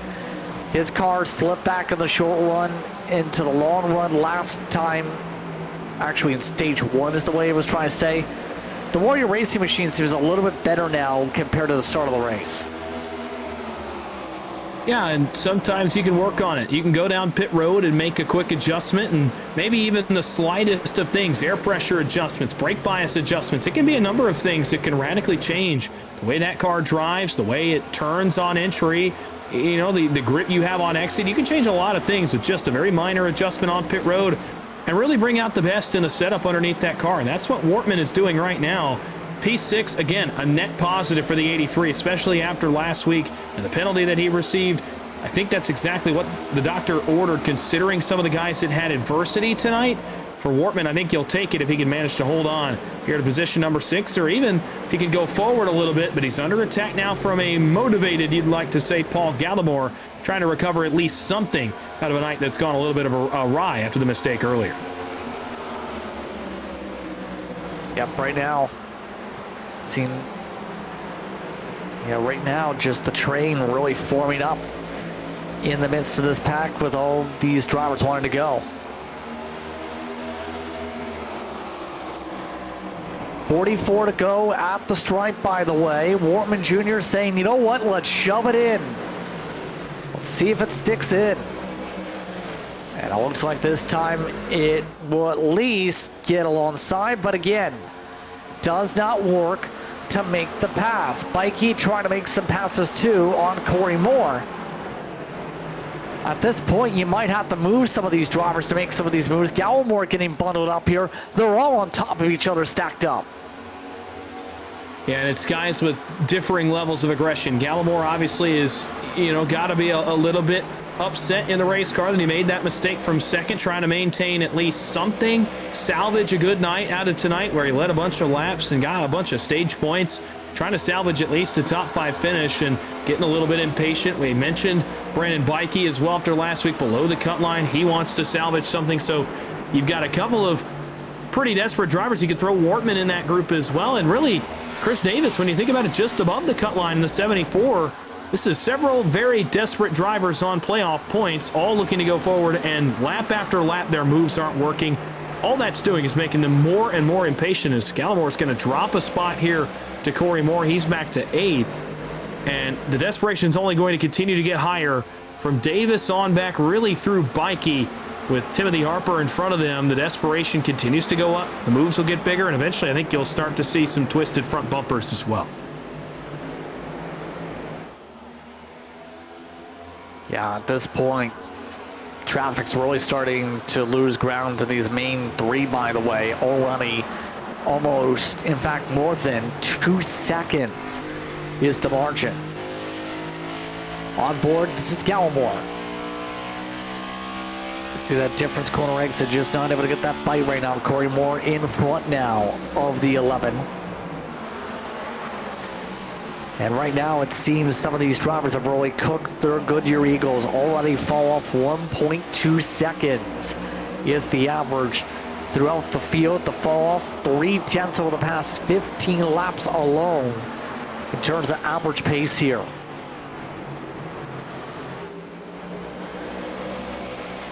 At this point here, what's kind of good to mind is driver Dawson with the way things are shaping up.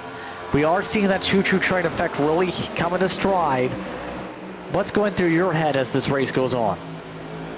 I know it kind of depends on where you are in this race and what your situation is. I think if you're Shane Wyatt, you're in a great spot right now that this race is singled out, because it's going to be very hard for a car behind you to make the pass. Now, those cars have closed in on Shane Wyatt and start to put some pressure on him, but he's now able to play defense. That's always the best spot to be in as a driver, to be out front and be able to play some defense, manipulate the air, make it harder for the driver behind you to get around you. That's obviously the position you want to be in. If you're those next two, I think you're in a good spot there as well.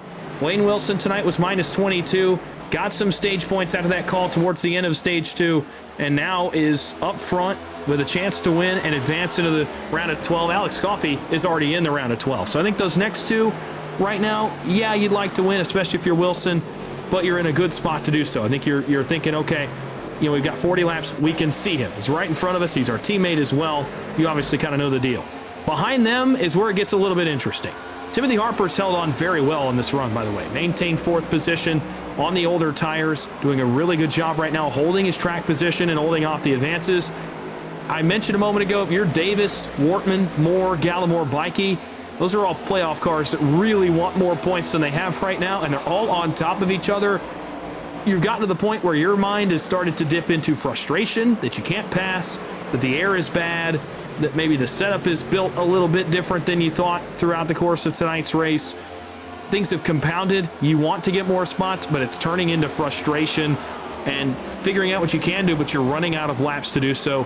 Frustration's only going to grow for those guys from about 5th on back. Oh, you've seen it come into play here. How aggressive some of these drivers try to send into the corners. No luck at all to be able to get back side by side. We're now at the point where side by side is now a premium. I'm surprised Harper's been able to maintain what he's done here in this race, though. I will say, Dawson, Hasn't sunk like a rock. In fact, he's equalized out. He's quicker than everybody else behind him, essentially. That is amazing for the 42 camp right now to be able to just do what he's doing here compared to some of the others. Yeah, it really is interesting because over the course of, last night when I got a chance to watch these cars, the fall off was 8 or 9 tenths once you got to the end of a tire run, and the lap time fall off just isn't happening for Timothy Harper. I'm not sure if did he manage this last set, this set that's on the car, did he just play so conservative on the last run that he could afford to run good lap times later in the run? Perhaps. But to be equal with the leaders is something else entirely. It's really impressive to me. You wonder if maybe the caution period had something to do with it as well. He was able to cool those tires off. Maybe that's put some more life into them, perhaps. And, maybe also a factor. I think the guys behind him have burned their equipment trying to get around him, too. We've seen the bottom be a little more harsh on tires tonight, so I think there's a number of factors into it. But, man, a really impressive run to stay up front from Timothy Harper. I thought the only car to stay out, it typically does not go well for you on old tires. Harper's done a really good job, and in fact, he's kind of driven away from the Hornet's nest behind him. He's got a bit of a gap back to the next car in Chris Davis now. We'll see. This goes now for Davis. See, Wortman Jr. has more, trying to find clean air at least. Still not been able to find much to get alongside here. 33 to go. The laps continue to tick away here like a clock. Right now, keep in mind, Chris Davis a plus 10 on the race from where he originally started things off. Still going to be seen as a positive from the strategy roulette he elected to play and won when he stayed on all tires, then won on the caution flag timing. There's been a lot of attrition, surprisingly, here tonight, too, Dawson. We just recently lost Ryan Hupp to connection problems. 16 cars running, all of them on the lead lap. You would think we'd have a lot more cars at Gateway. It's not like we're at Bristol like we will be next week. That's a great point. I was actually going to bring that up. You figure the attrition race of the round would have been either last week in Darlington or next week when we had the Thunder Valley in Bristol. But instead, it's been the middle race that has been the chaotic one. And, man, if this race is having the attrition it's having next week, must-win positions come in. Points are going to be important.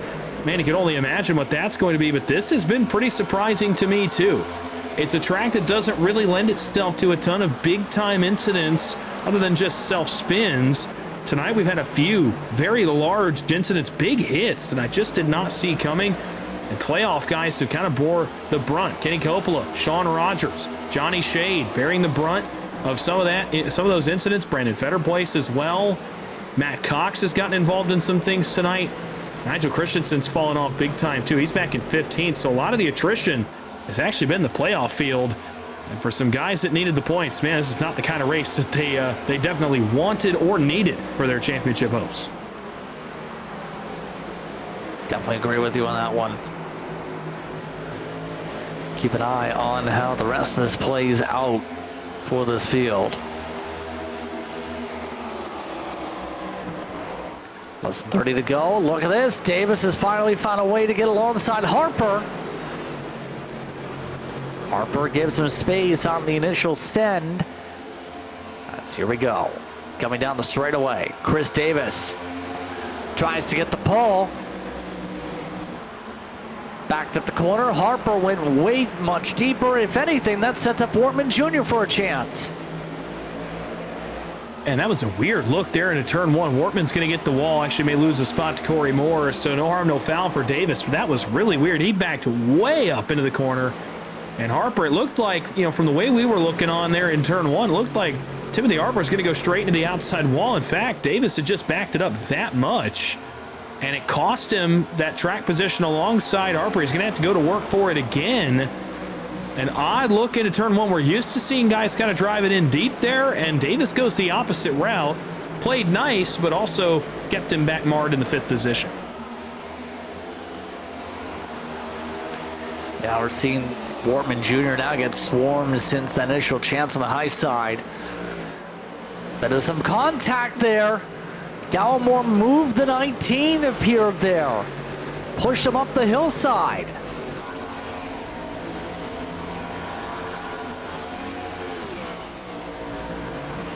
Just getting the elbows out there all of a sudden. They're now battling side by side. Gallimore now drifts up. Moore's not giving it up easily after that initial contact last time by side the battle. And there's the desperation, the impatience I was talking about, the frustration for those guys running behind Timothy Harper. I said for the playoff guys especially, and I think Gallimore really would top that list, it would get to a point where you would have no other options. You want the spots so bad, you're willing to do whatever it takes to get them, and Gallimore moves Corey Moore right there. Wortman kind of gets the secondary, and he's not even really going to be able to get the spot, but that's what you have to be willing to do late in these races as a playoff car. And Gallimore tonight led so many laps, you'd think it'd be extra frustrating for him to be running back in 7th right now, leading so many laps tonight, and just not able to get in contention for the win as this thing continues to tick down towards a green flag finish. Frustration building for Gallimore. He showed it right there, but Corey Moore held him off, and some late run speed here for Brandon Bikey as well behind Gallimore. The 27's got something under the hood here on this last run. He's up to 8th and trying to climb a couple more spots here. Trying to continue his progression to the field here. Bikey's kind of hit a brick wall on progression as this run's gone on. Fall off has now fallen just to 34 ones. 1.6 seconds of fall off for a majority of the field. They are about a 10th or 2 off the race leader. Shane Wyatt, by the way, has ran away up at the front of the field by 1.6 seconds. That gap had been much closer about 10 laps ago. So things have really started to spread out late here in this running order as we continue on to the race. We'll say things are looking very comfortable if you're at the camp at the 23. We'll also say Coffee just moved up a spot. Yeah, interesting. Alex Coffey going to get second from Blaine Wilson here, and you'll see now if Coffey can run down Wyatt. My question will become, how aggressive does Alex Coffey get with one of the other Dig Esports cars looking to win into the round of 12? Does he try very hard? And not to say he doesn't want to win, but just his teammate is the car in front of him trying to win his way in. Coffey's already in. You would think he would not go up there and endanger both himself and his teammate here. That's if he can run him down at all. Wyatt has been really good on this late run. And the gap has plateaued. It stays right about 1.6 seconds. Not a lot of time for Alex Coffey to get there. And last time by, the lap time still faster for Alex Coffey, just barely. Actually runs almost a full 10th faster that time. So if Coffey gets there, the question will become, how much do you want to move your teammate for a win at Gateway and potentially cost him an automatic slot in the round of 12?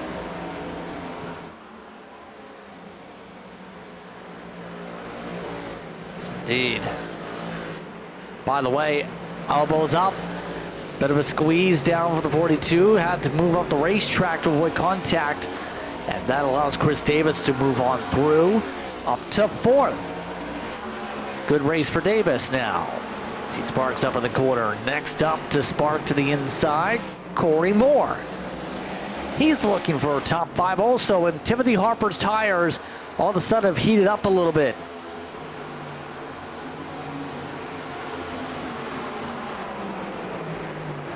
Look at this. Gallimore trying to get to the bumper of Moore. Nearly sends it a little bit too deep, side by side for 6th. And Gallimore going to get that spot. He moved Corey Moore for a moment ago, so he'll get that position. Excuse me, he'll get the one on Harper. Now he'll try for the one on Corey Moore, which is now 5th. The position Harper just vacated there in turn 3. So move Gallimore up 1, move Moore up 1, move Davis up 1, all from where they were running. Davis, good night for him. Moore, good night for him as well. Both slated for top 5s. Gallimore going to capture 12 stage points, a playoff point for a stage win, and of course, if it stands, a 6th place finish. That's going to be pretty good. Obviously, would have liked to win tonight, but I think if he can capture the finish he's getting, if not a top 5, he's under the back bumper of Corey Moore. If he can capture a top 5, top 6 finish, again, that's all you can ask for Paul Gallimore. Had a really good night tonight. The finish may not go his way in terms of winning the race. I think you'll take it if you're the 11 right now. He'll try for 5th on Moore. Another pass back behind them on Harper, potentially getting ready to take place. That's Brandon Bikey that's getting onto the back bumper of Timothy Harper as Bikey looks for 7th, and every point will matter for that BMP entry as he'll head to Bristol next week, likely still under the cut line.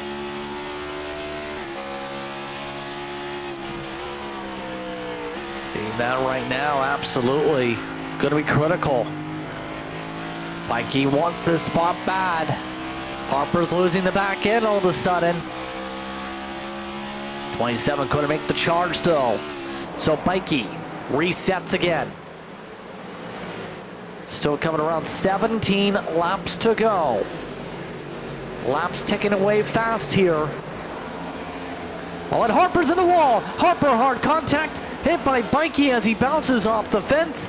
No damage surprisingly for the 42, but the 42's tires have really clipped off. Yeah, it's a tough break, too. He had done such a good job keeping himself in position for a really good finish. Had a good run really all night so far, and it is falling off here at the very tail end of the last possible moment. It's starting to fall away for Timothy Harper as he drops all the way to 9th. They drop that spot to Shane Davis here before long as well.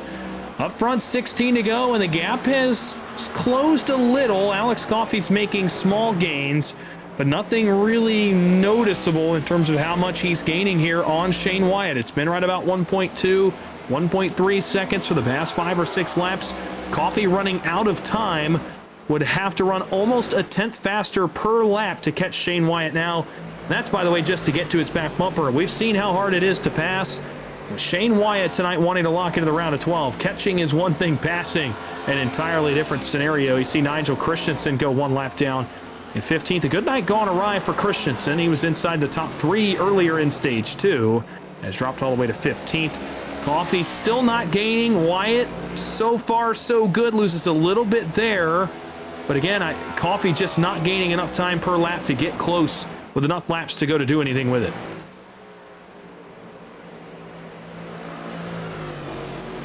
So far, Shane Wyatt, as you were just saying, putting together a dominant second half of this race.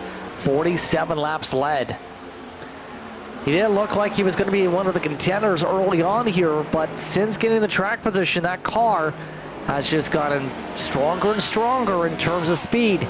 He does have, as you said, Coffey closing. But Wyatt's in a great position to lock himself into the round of 12 if he can hold on for another 13 more times this time.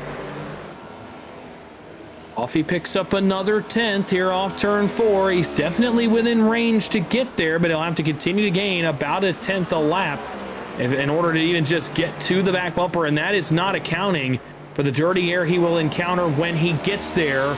And right there off turn 2, lost a 10th, almost a 10th and a half of what he had gained on Shane Wyatt. So consider it back to where about we were a few laps ago.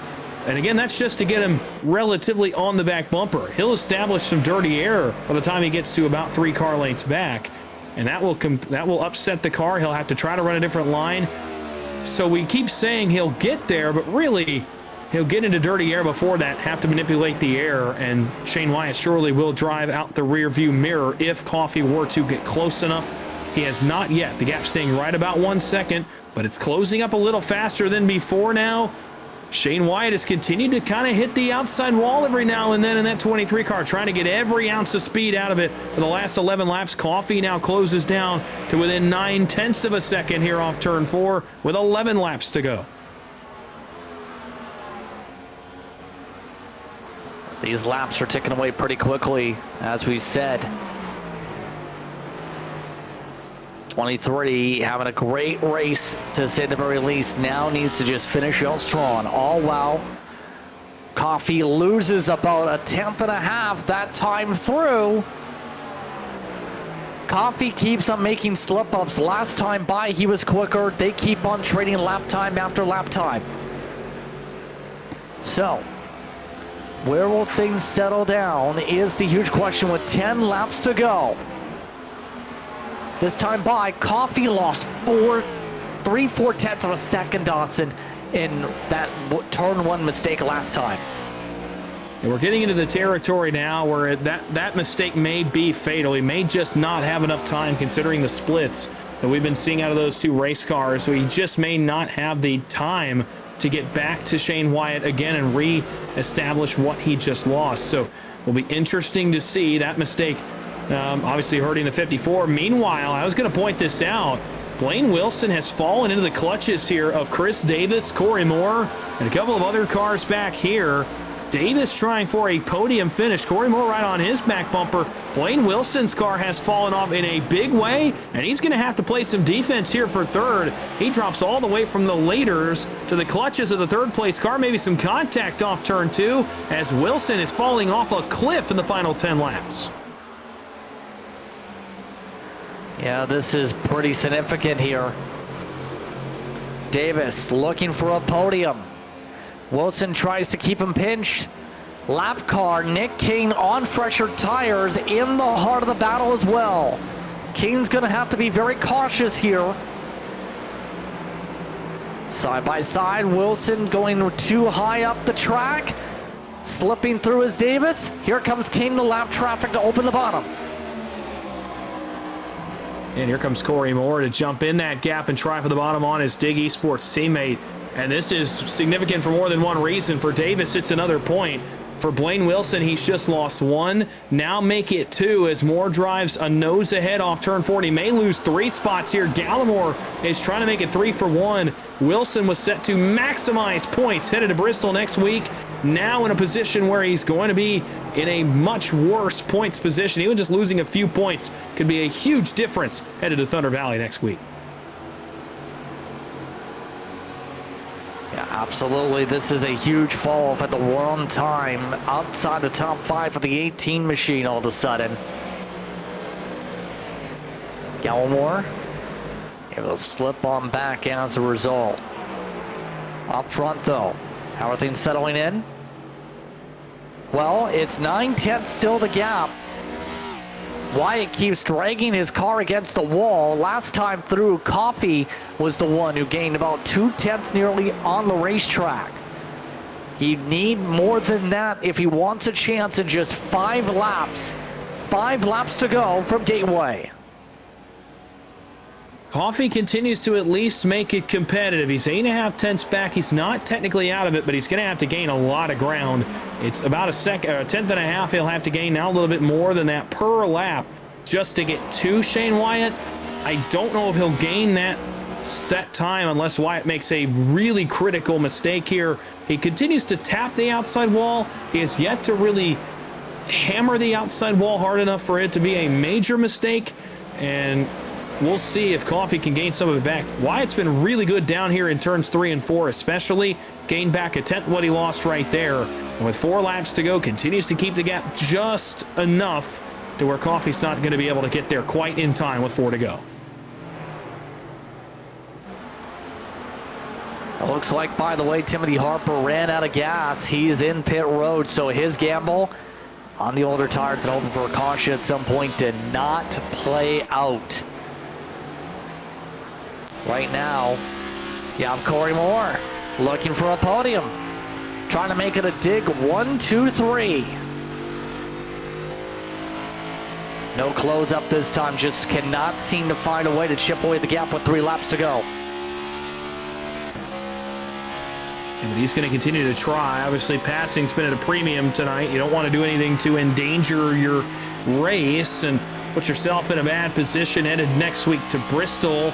Oh, but Davis has to lift out of it just a little bit, and that opens the outside here for Corey Moore to try to get an extra position as he looks for a Dig Esports 1, 2, 3 finish. But Davis drives it deep enough into turn 3. Moore's going to have to be relegated back to the 4th position. Will he cross over? No.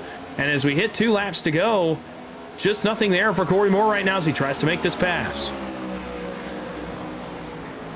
Does Moore get the bumper out is the question here to take away 3rd spot. He is getting the arc down at least.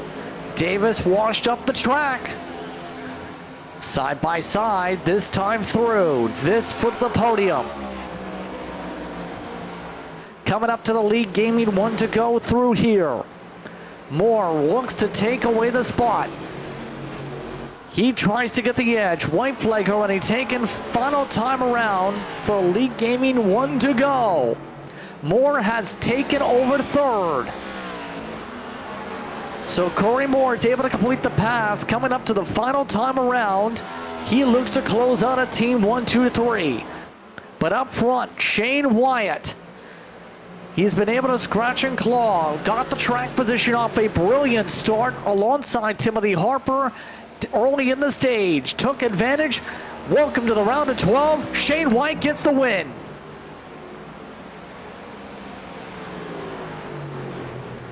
Shane Wyatt first, Alex Coffey second, Corey Moore in third, Davis and Gallimore round out your top 5, but it's Shane Wyatt who gets the win at WorldWide Technology Raceway in what was an interesting one for the GMD Janitorial LLC 300. About what we expected racing-wise, and as he comes down to celebrate a hard-earned one, that's about as clinical a second half as you'll see from Wyatt. Didn't make a ton of fatal mistakes, drove away from the field, maintained the gap, maintained his equipment, did exactly what he needed to do.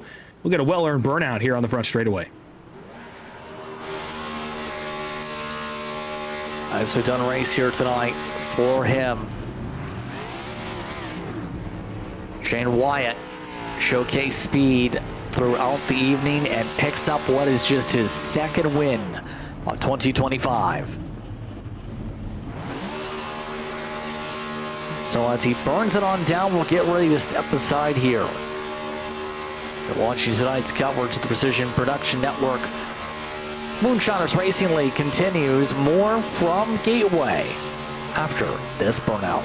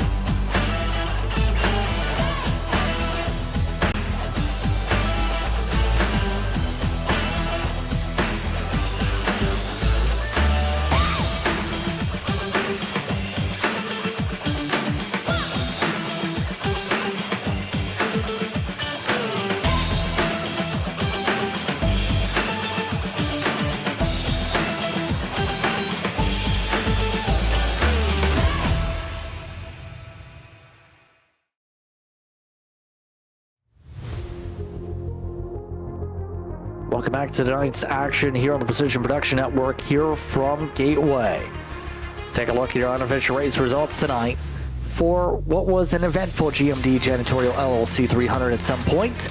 Shane Wyatt, part of a team 1, 2, 3. Alex Coffey, Corey Moore complete that team 1, 2, 3 for Dig. Then Chris Davis and Paul Gallimore get top 5s. Brandon Bikey, Shane Davis, Blaine Wilson, Captain Ruff, Tim Wortman Jr. for the Warrior car gets it top 10. And back to the top 20, Barry Sanders in 11th place finish tonight. Matt Cox, that's about as good a recovery as you could ask for in the 12th spot for him. Nick King in the 13th position, first car 1 lap down. Brandon Fetter placed 14th. Timothy Harper back in 15th, fell off big time in the late run and had to pit with 4 laps to go. Nigel Christensen, tough night for him after the stage 2 finish there for him. He'll finish 16th, Ryan Huff 17th, Kenny Coppola in 18th after his incident, Aaron Matthews 19th, and Warren Young in 20th.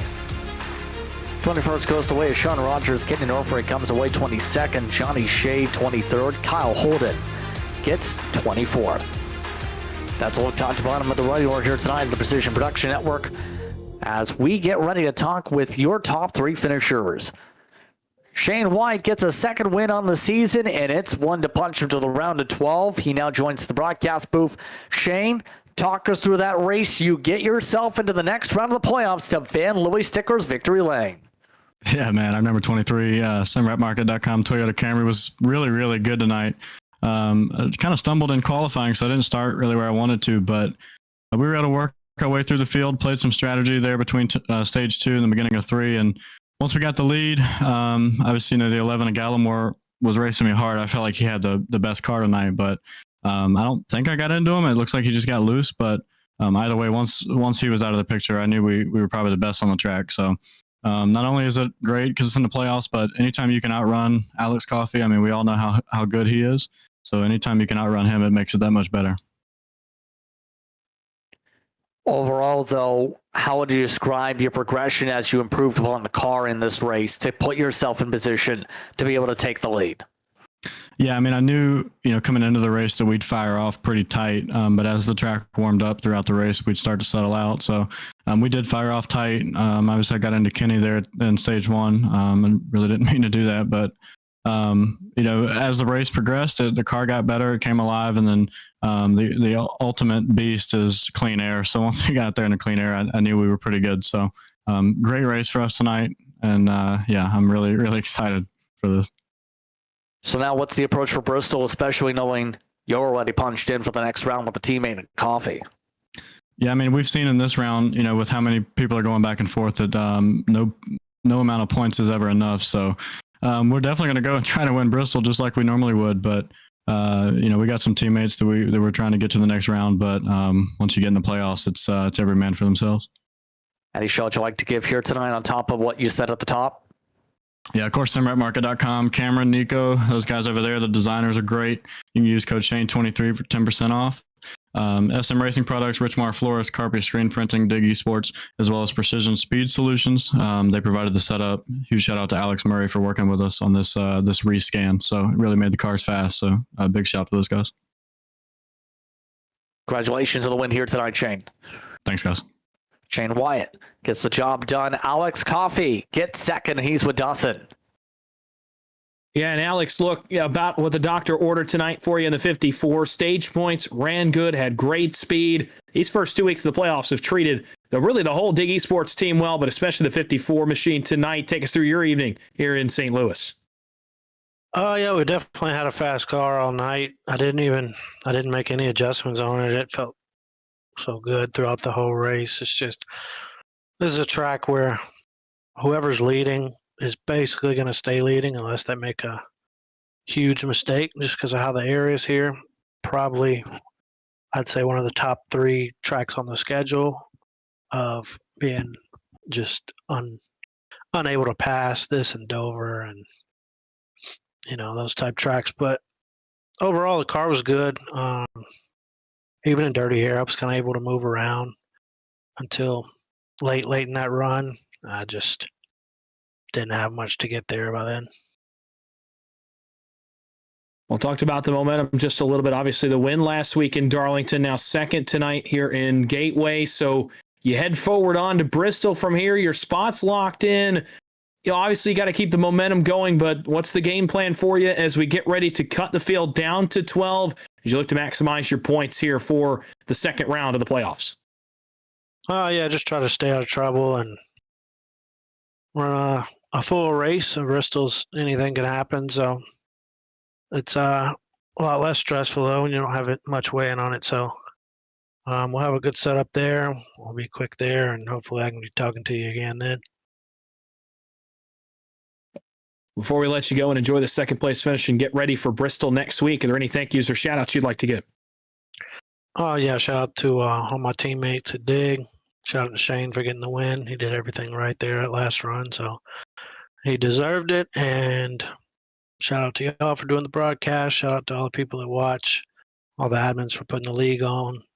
Shout out to Precision Speed Solutions for putting a good setup under us each week. I think we're getting better and better by the week, so look to keep improving there and get the setups from them at precisionsetups.gg. And yeah, shout out to everybody who puts the league on every week. Congratulations on the second place finish, and we'll see you in Bristol next week. Yes, sir. I appreciate it. Alex Coffey coming away second spot tonight. Corey Moore gets into third spot after an intense fight with Chris Davis in the closing stages, as well as with Paul Gallimore. Corey, how would you describe your night? You were very quiet until you moved up to the podium late. Yeah, good night overall. I was thrilled. didn't quite have the pace short run here at this track that some others had, but I think long run, I noticed at the end of each run, probably last 10, 15 laps, I started to pick up the pace, and I think I was just doing a good job of saving tire, but it's just so tough to pass here. You have to run people tight, and it worked out in the end. I missed a shift there. at the beginning of stage 3, and it set me back pretty bad. I was starting in third gear on accident, so that set me back, but we were able to battle back. How would you describe the difficulty to pass tonight? We've already heard that discussed by a couple hours. What was your perspective on the dirty air? Yeah, the dirty air, people like to, all you have to do, really is close off corner exit, on somebody behind you, and it really gets them tight. They can't get that drive off. So you just have to be really patient. Find your moment, maybe wait for a slip up, and maybe find a good angle off, depending on if they miss an entry. Really kind of watching what the car in front of you is doing. And understanding where to take advantage of it. But it takes a while. And sometimes you have to have other cars in the mix to make it work. But it was fun battling back through there. What's the approach going to be for Bristol now that you built yourself a solid amount of points tonight? We're going to go try to win a race. We haven't been able to get into victory lane all season. I think this is my first top 3 all year, so it feels good. But we're going to try to win one. We really want to win run before the end of this year, so that's our goal. Any shows you'd like to give here tonight? Yeah, all the DIG teammates, we put in a lot of work. Gateway or WorldWide Technology was updated just this week with the refresh, so we all put in a lot of work over the last couple of days, or the last day when the refresh took place. Alex Murray for taking time with us after that refresh. Precision Speed Solutions, he did a great job with the setup. You can find them at precisionsetups.gg. Friends and family for watching, wife and kids for letting me take the time to do this, and of course supporters over at PayRVA. Congratulations on the run here tonight, Corey. Thank you much. Take care. Corey Moore rounds out our top 3 speaking with opportunities. I'd like to thank them for taking the time to speak with us here on Precision Production Network. But our next race goes to Bristol, where we'll be battling at the last great Coliseum, Dawson. That's going to be an intense one once again. Yeah, my home track in Bristol. Going to be a lot of fun next week on the high banks over at Bristol. It's another track that is driving just a little bit differently after this week. Now, they do have an extra 7 days to prep, but will be very interesting considering you have a little bit less prep time than maybe you did earlier in the season. By the way, this track is different than earlier in the season, so it will be very interesting to see that as well next week and see who builds their car the best. A cutoff race next week as well. Should be a lot of fireworks in that one. Once again, 8 p.m. the start time. September 17th is the date. Be sure to tune in here on Precision Production Network. But it's time to say goodbye. I'd like to thank you for tuning in for tonight's coverage here from WorldWide Technology Raceway. For everyone here at the network, for my co-announcer Dawson Weiss, for my producer and our producer DJ Lyon here at the network, I'm Justin Prince saying so long. Enjoy the rest of your evening. You've been watching the Moonshiners Racing League in the OB Builders Cup Series for the GMD Janitorial LLC 300. Congratulations to Shane Wyatt, your winner from Gateway.